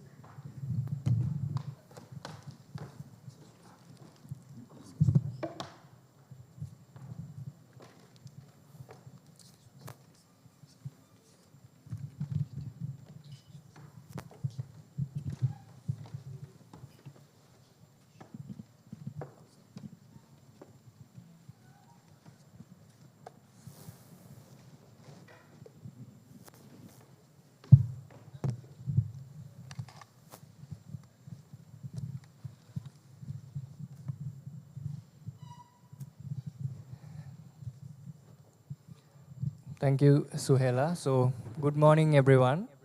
I'm Malik Sherifdeen. I'm Deputy Country Director for Market Development Facility, and I lead the program's portfolio in agriculture in Sri Lanka. We're all gathered here today to discuss a very juicy topic, which is TomEJC mango. I was exposed to the subject formally through my work at MDF when I met Suresh as well as members of the LFVPPEA several years back. For most of my life, I thought this variety was known as the Alfonso mango, and don't take me wrong, I'm sure quite a few Sri Lankans still call this variety as the Alfonso mango. I was wrong. I was corrected. I soon realized that this product was actually the TomEJC mango, a very own Sri Lankan product that was developed here, a product that all of us can be proud of as Sri Lankans. Soon I was able to also peel back the layers of the TomEJC mango sector and understand the vibrant industry that was thriving beneath it all, and also arrive at the hard stone or seed in the middle, or the obstacles that needed to be overcome to achieve its full potential. That's it for all my mango puns for the day. So yes, an industry reaching critical mass, an industry where a significant number of people have placed their bets on, both businesses and farmers alike. And also the mango with a passport, as I saw coined on LinkedIn several days back by a professional. So today, we are all gathered here today to discuss the future of this industry as various stakeholders that have a vested interest in mango. So without further ado, let me get started. And I'm just adding to what Suhela mentioned on the guidelines for the panel discussion. There will be 3 rounds of questions posed on the panelists. The audience is free to ask any questions and answers. If you wish to, for a mic to ask your question, our teams will be nearby to hand you a mic for the question and answers. And also, if you wish, you can also use the stationery that's available on the table to write your questions and hand them over to one of our team members who will get it to me. And for our participants from Zoom, please type in your questions on the chat. And I know some of you have already placed some questions. I'll try to ask some of them at the end of the panel discussion as well. So a bit more introduction to the panelists. We have Suresh Ellavala joining me on my left, who's the director of Ellavala Horticulture. Suresh also leads several businesses, export businesses in Sri Lanka. He's also the head of the mango cluster at the LFVPPEA. When I initially met Suresh was the chairperson of the LFVPPEA as well. In addition to all of this, Suresh works as an advisory committee member for the Export Development Board for the food and beverages sector as well. And then on my right, we have Rajiv Disanayaka joining us from Hatton National Bank, one of Sri Lanka's leading commercial banks. He heads the SME and microfinance divisions for the bank. And Rajiv is also chairman of HNB Finance. And he also provides leadership to several investment funds and firms in Sri Lanka, a prominent professional from the banking and finance sector with over 20 years of experience. Next to Rajiv, we have Dr. Shiromani Edirimana, the Director General of the Department of Agriculture. When I initially met Dr. Shiromani, I think about 1 to 1.5 years back, she was attached to the Ministry of Agriculture. She was an individual that worked closely on drafting the current the most recent agriculture policy. And also, she was previous director of the Fruit Research and Development Institute under the Department of Agriculture. So an apt individual to have with us for this conversation. And last, but in no way the least, we have Rizvi Zahid, chairman of the Sri Lanka Agripreneurs Forum, an active industry body that works towards developing the agriculture sector in Sri Lanka with a lot of representation from market actors as well. And Rizvi was previous chairman of Haley's Agriculture as well, one of Sri Lanka's most respected and leading agribusinesses. In addition to this, Rizvi leads several businesses in energy, in apparels, as well as in the fisheries sector as well. So an individual that brings diverse experience onto this panel discussion. So without further ado, Suresh, tell us a bit about the LFVPPEA and also the three fruit strategy that we've been hearing so much about. And what out of it do you think is unique? And also maybe touch on, I think a lot of us, when we speak about industry associations, wonder how do we get them to be successful, especially with different people having different conflicts of interest. The LFVPPEA, I feel, has overcome some of these challenges to get where it is now, with all stakeholders actively collaborating. Tell us a bit about that journey. Thank you, Malik, and thank you especially to the MDF and to you for arranging this and for working together with us on this and many projects, and we look to others in the future as well. A little bit about our association. I think we were formed in 1986. I think there are still 1 or 2 founder members here. There's a lady there, Dawn Austin, who was there from the beginning. Sri Lanka's fruit and vegetable sector, export sector started primarily by exporting to the Maldives. And it was a basket of all commodities coming out of Sri Lanka that went to those markets because, as you know, Maldives didn't have any local produce. From that, we've grown and evolved, and now we export fresh to the Middle East, to other South Asian countries, as well as we have a thriving processed sector as well, which is exporting to all parts of the world, right? So we've got members in our association that represent all 3 or 4 groups. Let's say growers. I consider myself primarily a grower. Exporters, and processors, right?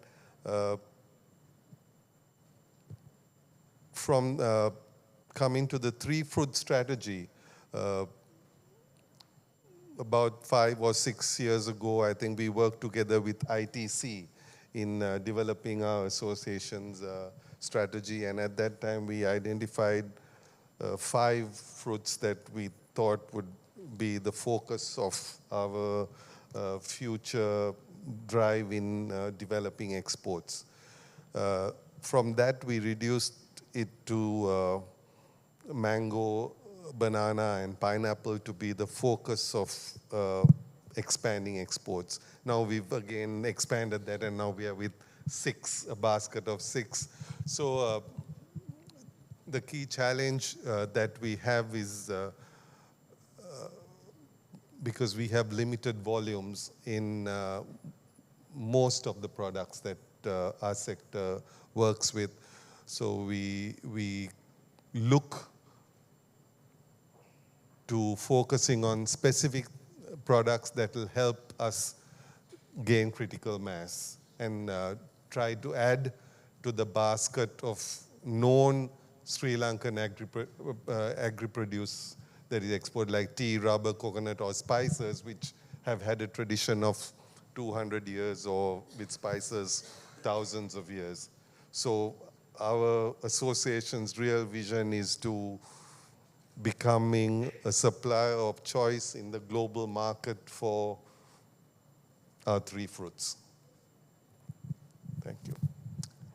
Thank you, Suresh. I think, and in the past, you shared with me some estimated statistics of the total number of, the percentage of total number of fruit and vegetable exporters that are funneled through the members of the association. Would you also like to share some of those numbers with the audience here? Well, I mean, we have 60 members in our association, but those members represent more than 60 to 70% of the exports that take place from the country, be it fresh or processed. All the key players in the industry are our members. Thank you. Rizvi, if I am to throw a quick question at you, HJS Condiments, part of the Haley's Group, has been a leading exporter of Sri Lanka, and I believe HJS Condiments is also a member of the association. What has been your experience with the association and your time in Haley's? What sort of memories do you have? I think the association has played a very pivotal role in bringing all of the players together in addressing all the pain points, because as you know, Sri Lanka over the last 30 or 40 years has evolved from being a country where agriculture is concerned to be very much focused on the sustainable agriculture sector. And we have evolved from much of that period to gradual commercialization. And we have seen a whole plethora of companies, from small companies, innovative companies, some of them are present here, like Jagro and Nelna and quite a few others, Dawn's company, that brought in and gave thrust to commercialization. So HJS also was amongst those pioneers that converted small-time farmers and people from the rural part of Sri Lanka involved in agriculture into commercial farming by providing the support. And I think the association also did that. And some of us as the members also created farm organizations, some of them formal, some of them informal, and linking up farmer associations and groups to local and global markets. So I think that is some of the changes that have happened over the period of time to help to find market linkage. This is of course apart from a lot of the work that's been done on developing the agronomy part of it, from planting materials to mechanization, and of course in recent times there's a lot of digitalization as well. You can just imagine, even where growers are concerned, even mango for example, while there are big farms and medium-sized farms, there are still large number of small farmers that have to be brought together, and digitization of that can play a big role in capturing who is growing what is the state of the crop, what are the problems in agronomy, what are the pre-harvest and post-harvest issues that can be resolved through a digitized solution using smart solutions, smartphones, etc. Thanks, Rizvi. Dr. Edirimana, next question is over to you. I'm sure the audience here is eager to know, I think, as the new government under the leadership of President Disanayak is on the early stages of rolling out its strategy for the agriculture sector. Can you brief us a bit about what priorities for the agriculture sector are? And I know the agriculture sector in itself is a vast industry with a lot of moving parts, but just to bring the discussion to some relevance to today's scope, let's focus a bit on the export agriculture sector. What would be current priorities for the government on the export agriculture side? What are the crops that are in focus? And amongst all of it, what is the vision for the fruit export sector, specifically for crops like TomEJC mango? Thank you for giving me opportunity for this event today. Actually, in a new administration and a new president, even as previously, the main target is the food security of the country in the agriculture sector. But especially the export promotion is they have mentioned in a very first priority section, export agriculture. Traditionally, as Mr. Ellawal also mentioned, we rely on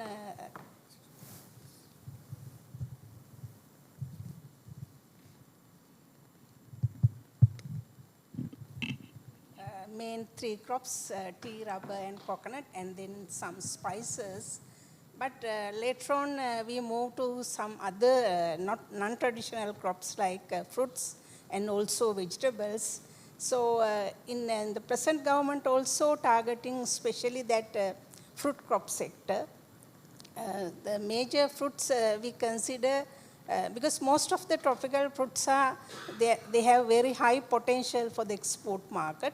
But in the present government also mentioning majorly three crops, that is pineapple, banana, and also mango.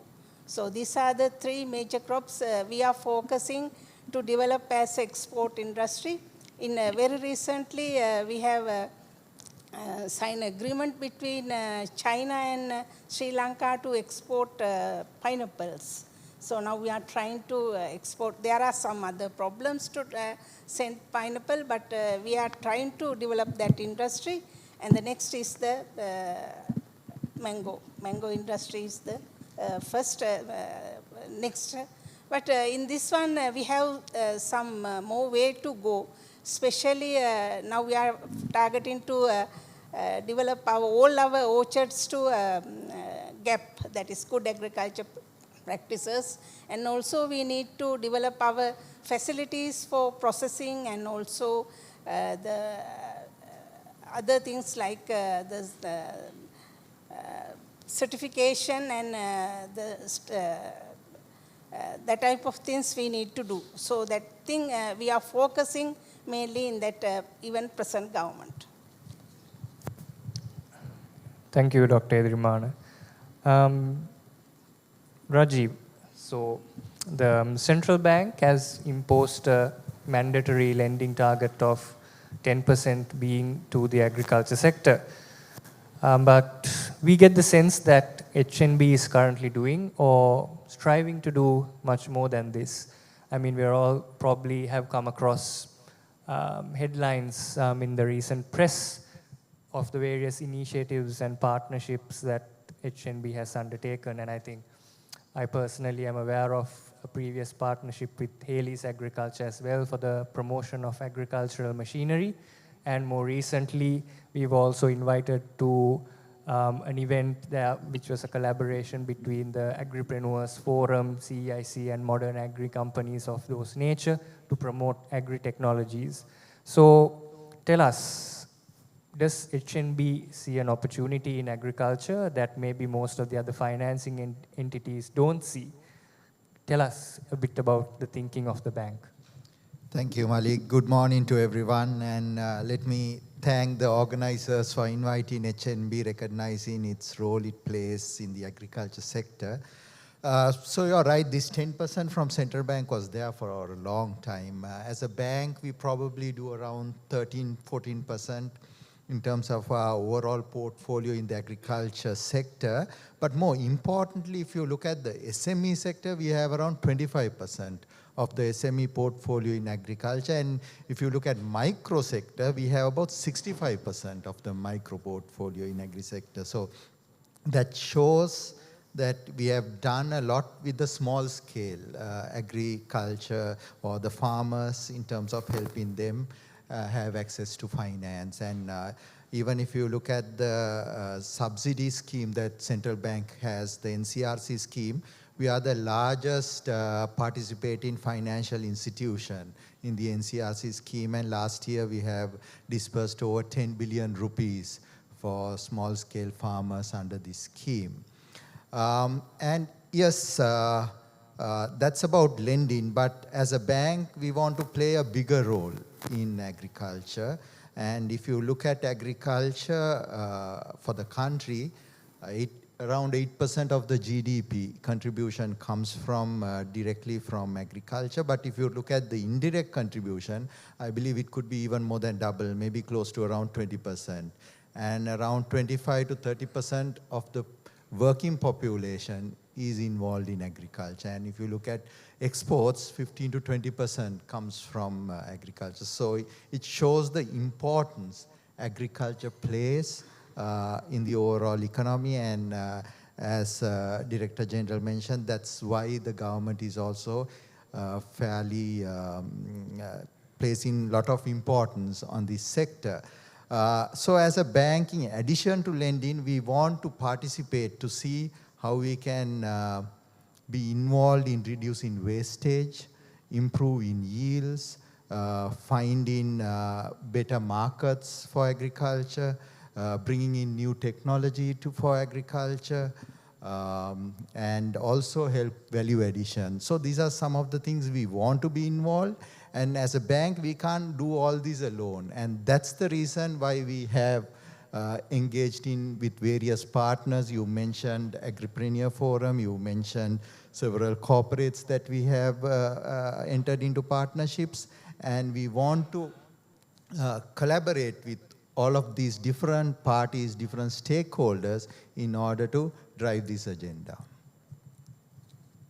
That's really encouraging to see that the level at which the bank is already reaching out, making connections with the broad agriculture sector, understanding entities through which you can leverage your support or facilitate your support to the broad agriculture industry. Thanks for that, Rajiv.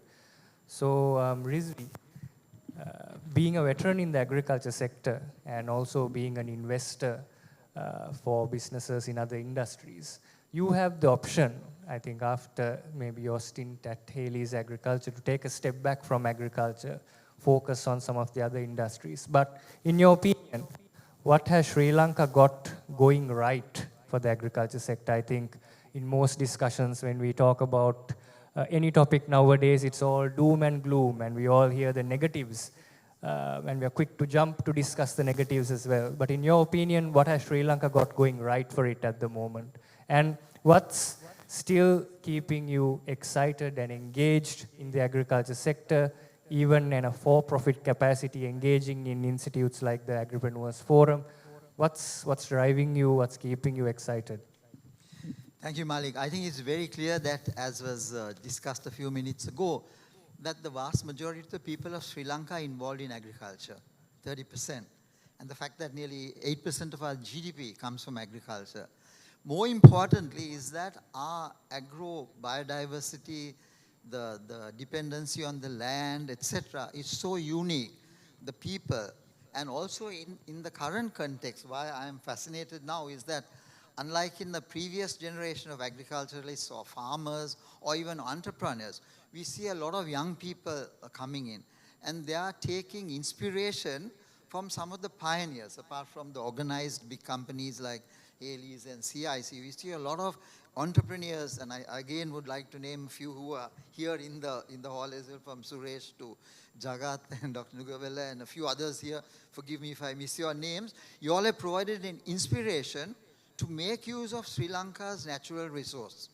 And I think this is something that we have to make use of. And I am, for example, passionately involved in promoting that. And the route to success, of course, has to come from improving agricultural productivity.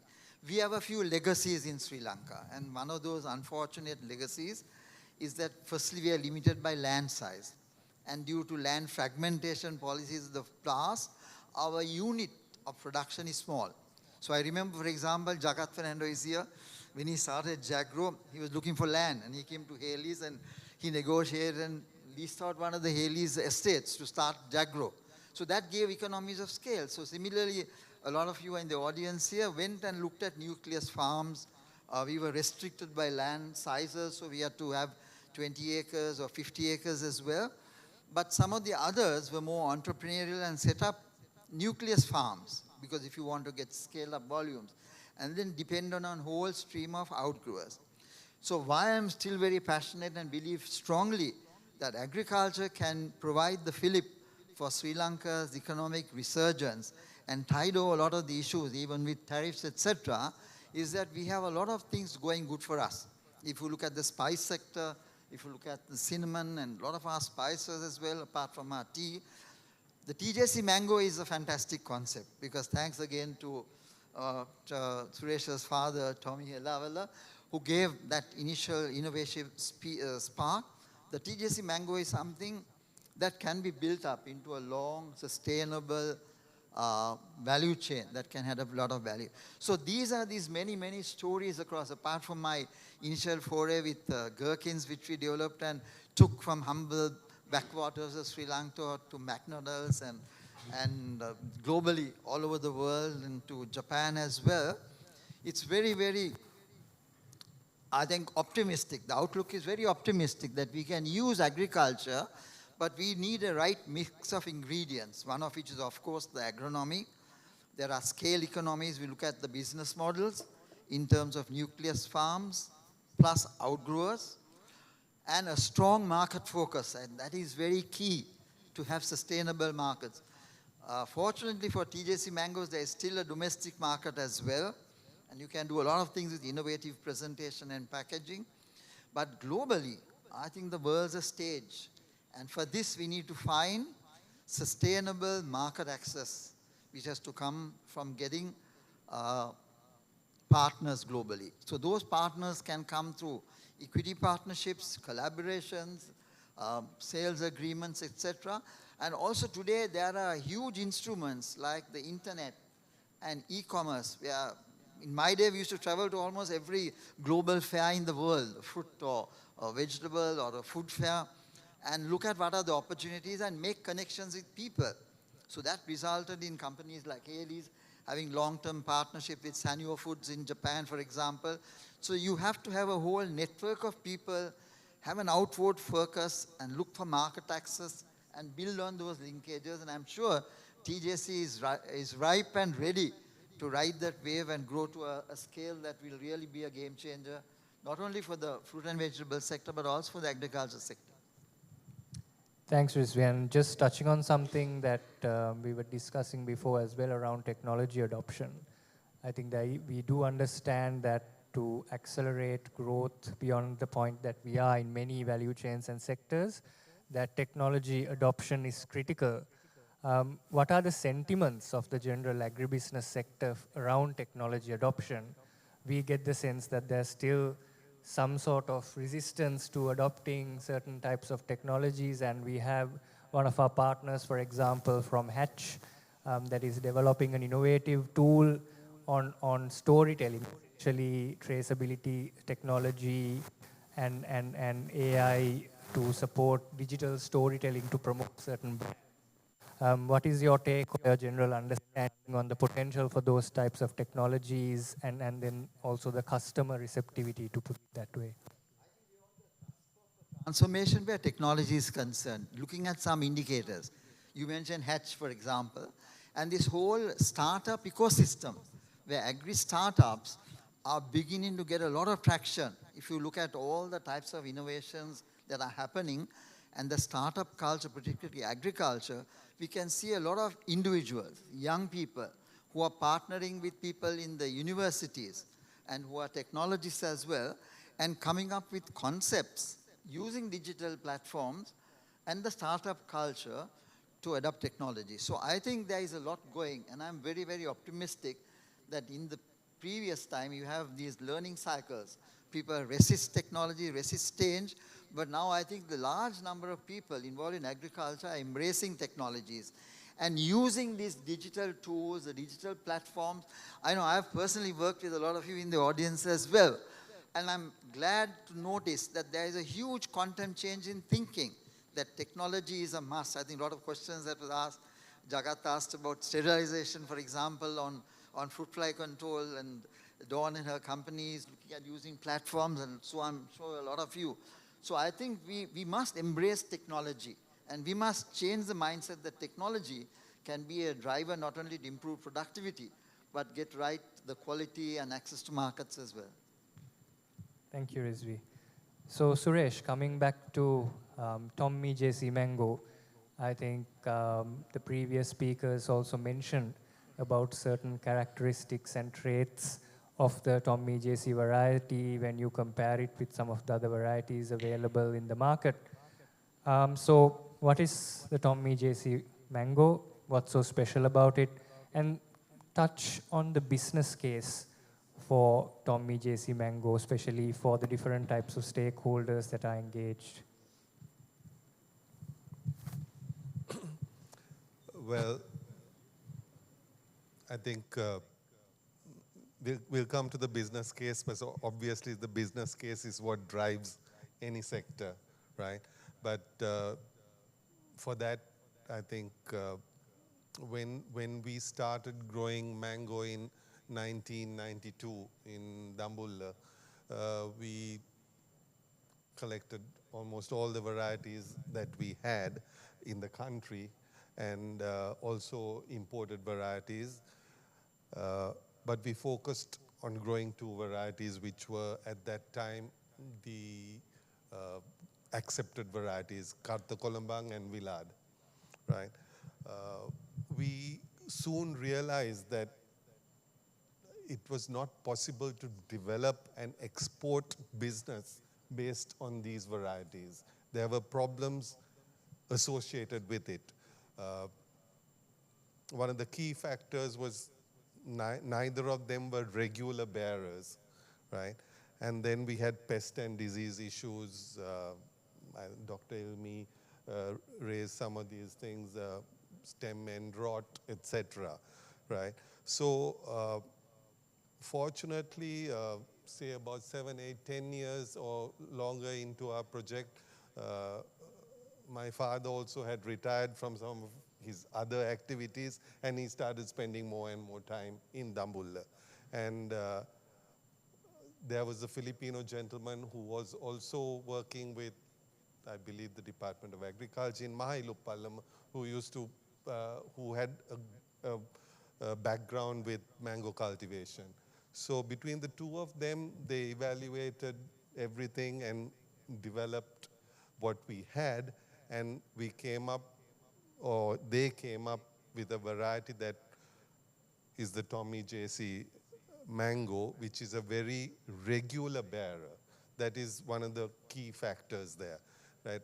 You know, it's predictable. People can make an investment and they can expect a crop that comes in every season or almost 2 seasons of the year, and we now have crop starting from, say, June going through to February, right?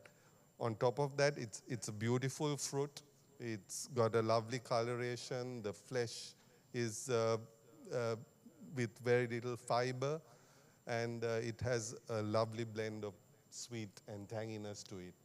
So it has a lot of characteristics that appeal to the consumer.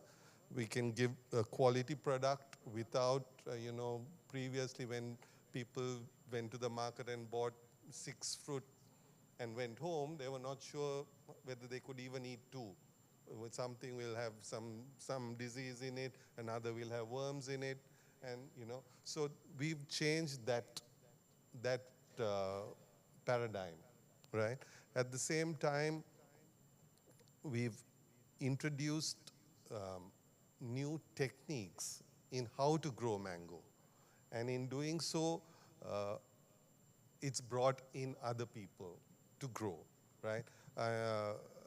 My father's perspective on this was that this is an opportunity for Sri Lanka. This is an opportunity for the people of the dry zone of Sri Lanka to develop an export crop. All the bulk of our export crops were in the wet and intermediate zones. So there is no real, I think, Rizvi with cucumber, yes, gherkins is dry zone, but broadly speaking, there isn't anything. And the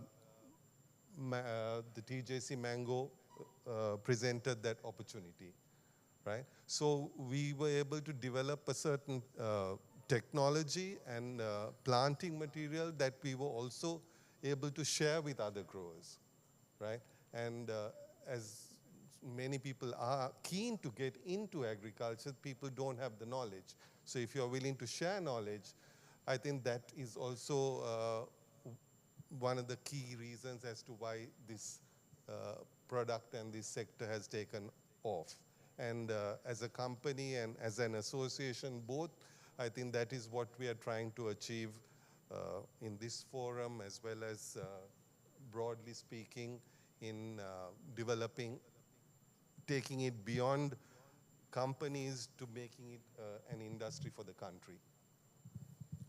All right, and thank you, Suresh. And also, I think when I first started looking into the TomEJC mango sector, and I think something that caught my eye was the revenue that is possible by growing TomEJC mango for a grower of 1 acre of TomEJC mango. So we talk about high value agriculture, but I think the TomEJC mango properly illustrates what high value agriculture should be about, and high value agriculture shouldn't ideally be limited to exporters. There's the high value of being engaged in that value chain should also be enjoyed by growers of that particular crop. And can you tell us a bit about the numbers around the potential that an individual grower can earn by just growing 1 acre of TomEJC mango? Sure. When we started growing mango, the recommendation was 35 trees to an acre.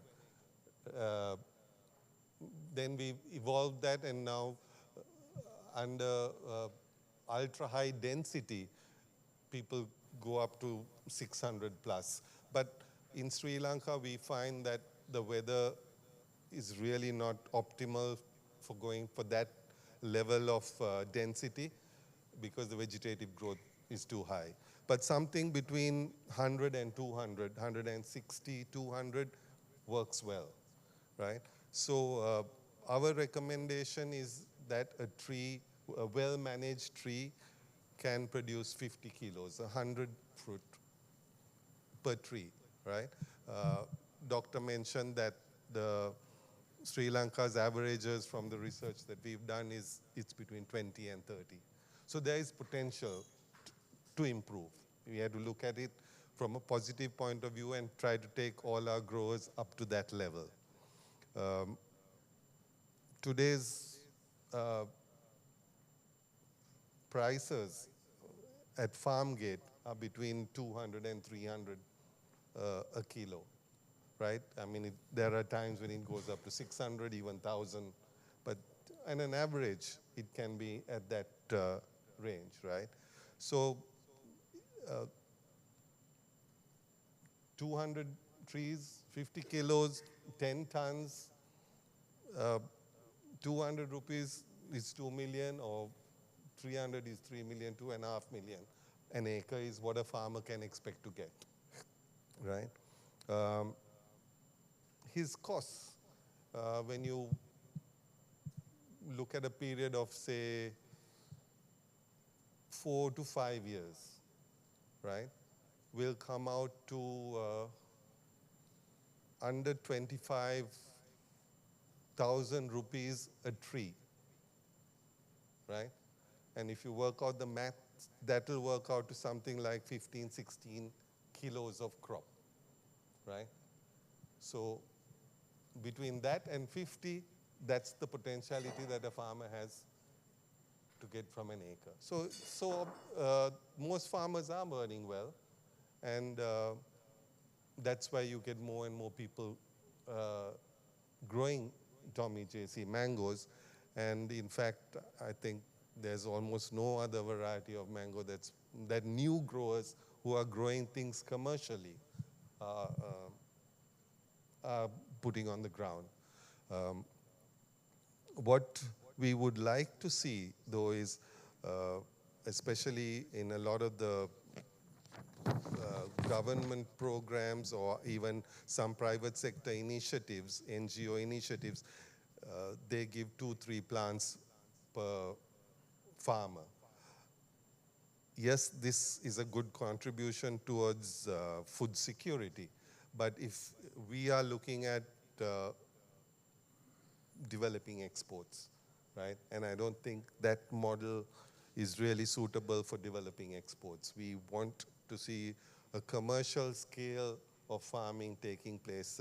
Doctor mentioned small, medium, or large, but whatever, whether if it's small, it should be clustered with proper a nucleus operator as well. If we structure our industry well, it can be not only a win for the grower, it can be a win for the processor, the exporter, and for the country. Because if we go down this road of only small scale cultivation, all the issues that were raised by even Dr. Ilmi of having poor crop quality will diminish the value of the product. So we have to look now from here on how we raise the quality of the product, and the role that the association hopes to play is also primarily around that, and how we share that knowledge and train growers as well. Thank you. Thank you, Suresh. Dr. Edrimana, so I think it's important at this point, I think, in the industry's development life cycle. Now we have a good variety of mango that has been developed, distributed and grown, and I think by a significant number of individuals. And I think Dr. Patrick's data suggested that now we have over 4 million estimated trees on the ground and harvest coming to market, and significant investments have been made by businesses as well as individuals to develop products around this, identify export markets, create those links, market those products. In terms of sustainability of an industry like TomEJC mango, and the government being a primary entity tasked with the R&D and sustainability of some of these priority sectors, are there any initiatives that are underway or initiatives that are planned maybe to identify more disease-resistant, climate-adapted cultivars of TomEJC mango, or even newer varieties that would be more suited to the export markets, or even just in terms of pest and disease resistance, anything that would support the TomEJC mango sector in this journey? Yes, actually developing any type of variety for any crops is a very challenging job. But especially for the fruit crops, it's more challenging.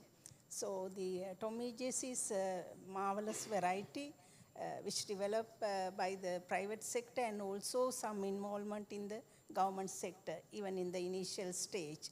So I think I saw that the characters which we discuss about the TomEJC, there are another very good character that is the one of the most contribution character for the expansion of the TomEJC cultivation is the growth rate of that variety.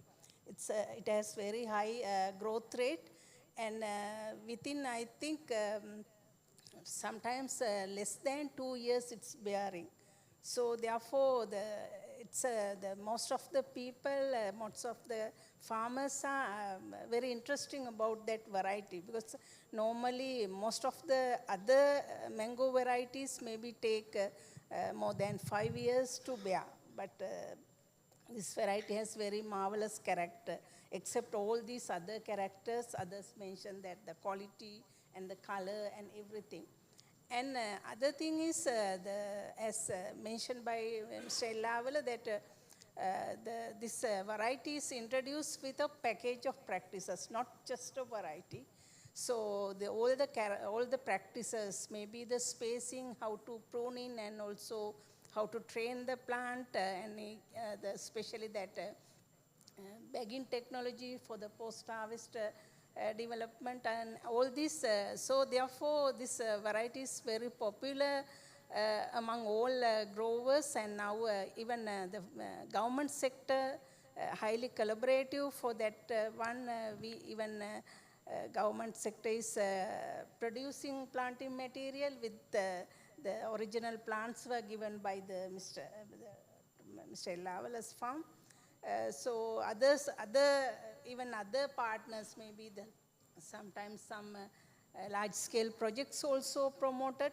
So now we need this variety is very good, but only the thing is we have to develop some more, maybe especially for the pest and diseases. We have to think more about that, because sometimes even this variety is affected by some of the pest and also diseases. So that type of work we are going on for the R&D. But in the meantime, Sri Lanka, our Department of Agriculture is developing new varieties also. Not only this variety, we have another varieties. Even very recently, we released 2 varieties, mango 2 varieties. And previously, we have another 2 varieties developed by Horner Fruit Research Institute and also Gannoru Fruit Research Institute. They are also very good characters. Maybe compared to the TomEJC, it's maybe different, but we can't depend only with one variety. So we need maybe some more varieties. But the problem still, as I mentioned earlier, that these varieties we just release as a variety, not the package. So now we are trying to, even for these varieties, we need to develop a package of practices. Maybe it's different from the TomEJC, but we need to develop that type of packages for these varieties also. And we can expand these varieties also for cultivation. And most of the varieties have the high potential for the export market and a local market. All right, thank you, Dr. Edirimana. Rajiv, has TomEJC Mango been on HNB's radar before? Just give us a bit of insight on how the banking and finance sector goes about identifying, especially within the agriculture industry, what particular crops or sectors are suitable for the bank to maybe develop a specific product around, or target for specific strategies for support around for specific sectors. Tell us a bit about those selection criteria, qualifying criteria that you look at. Yeah, so yes, TJ has been in the radar of the bank. I think recently also we did around a 25 million loan for a specific farm. Well, we don't have a specific product for TJ, but of course we tailor our products based on the requirement of the crop and what we are financing. So if you look at mango cultivation, the biggest question would be the gestation period. Like Director General mentioned, most of the varieties will take 5 years, though TJ will be taking a lesser time, but still it will probably go for 2 to 3 years. And how then you structure your cash flows in such a way, the repayments in such a way that there'll be a longer period in which you'll allow the repayment to be at a very minimum amount, and then how do you balloon payments? So that's something that how you would structure it, but still, at least the borrower will have to service the interest during that period. And then how do you do that if there is no crop coming in or no, then how do you work with the farmer to look at whether undercropping is possible or whether he used part of the land for some other short-term crops, and how those cash flows can be worked out. So, so while there is no specific product, you of course work with each individual requirement and see how you tailor your products in order to suit the requirement. And then another important area, I think, is value chain financing. And something I think we were talking, as I walked in, I was talking with Rizvi, and I think he just mentioned a little while ago about gherkins.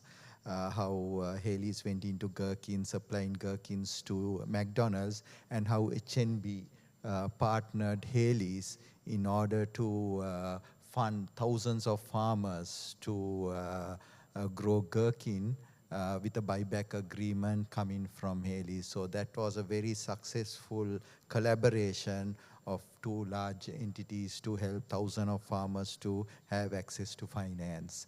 And we do that similar models with sugarcane, where we have buyback arrangements. But most of the other crops, I don't see enough of value chain financing happening, and especially when there is a lot of fragmentation. And there are thousands of farmers which you need to finance. I think value chain is an excellent model if we can use it.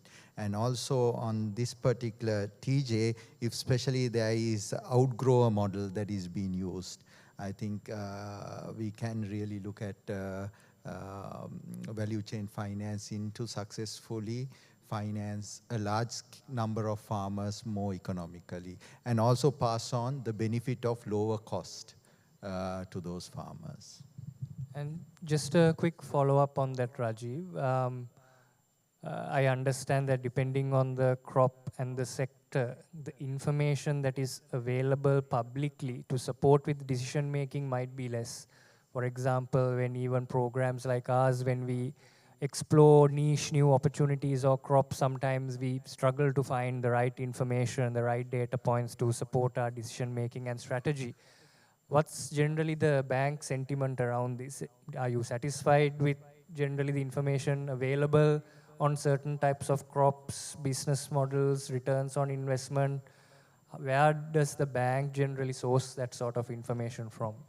I think it's more institutional knowledge, I believe, and our experience working with different crops. I believe definitely we can, if there is more information available outside, I think it will help. Of course, there will be certain amount of information available with the agriculture department. We closely work with the agriculture department and various other institutions.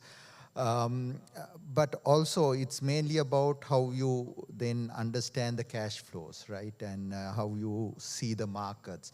But when it comes to agriculture, these variables are fairly vulnerable, right? The demands are fairly vulnerable. The price levels keep on fluctuating. So there is a lot of risk levels to the cash flows that you would forecast anyway. But so we do look at various information that is available, but we also tap into our own institutional knowledge working with these different crops over a long period of time. But more importantly, I think even for the farmers, if we can get more information available, because as you would know, when a certain crop does well, when the prices go up, all the farmers tend to, for the next harvest, go with that crop, and then the prices just collapse. And then you'll see that a lot of them making losses. And this has been a cycle that has been keep on happening. And I think if we probably can democratize information more to farmers so that they know that, okay, this number of this particular crop has already been planted, so let me try something else. I think that might help, especially farmers in taking decisions in terms of what they want to do going forward. May not be relevant for this TJA, but mainly for other crops, especially short-term crops, it's something that is a necessity. And that's an interesting point that you raised, and it brings us to the topic of farmer network management systems, demand planning systems. I think nationally the government has been trying to also arrange something around crop forecasting, so to say, and I believe some of the private entities have their own systems developed around this purpose. So, I mean, and even for mango, I think some of those forecasting systems, there are some private farms that are already practicing this, QR code-based systems to accurately be able to measure the amount of harvest that it will not provide in the case of mango, since it's a perennial crop, it will not provide you the information on what to grow, but it will help with your marketing side to be able to communicate with your buyer in terms of what they should be or could be expecting over the next few months. Rizvi, over to you. Given your experience across diverse industries and markets, both local and internationally, are there any case studies or success stories that come to your mind about how countries have developed new export-oriented value chains, new crops in a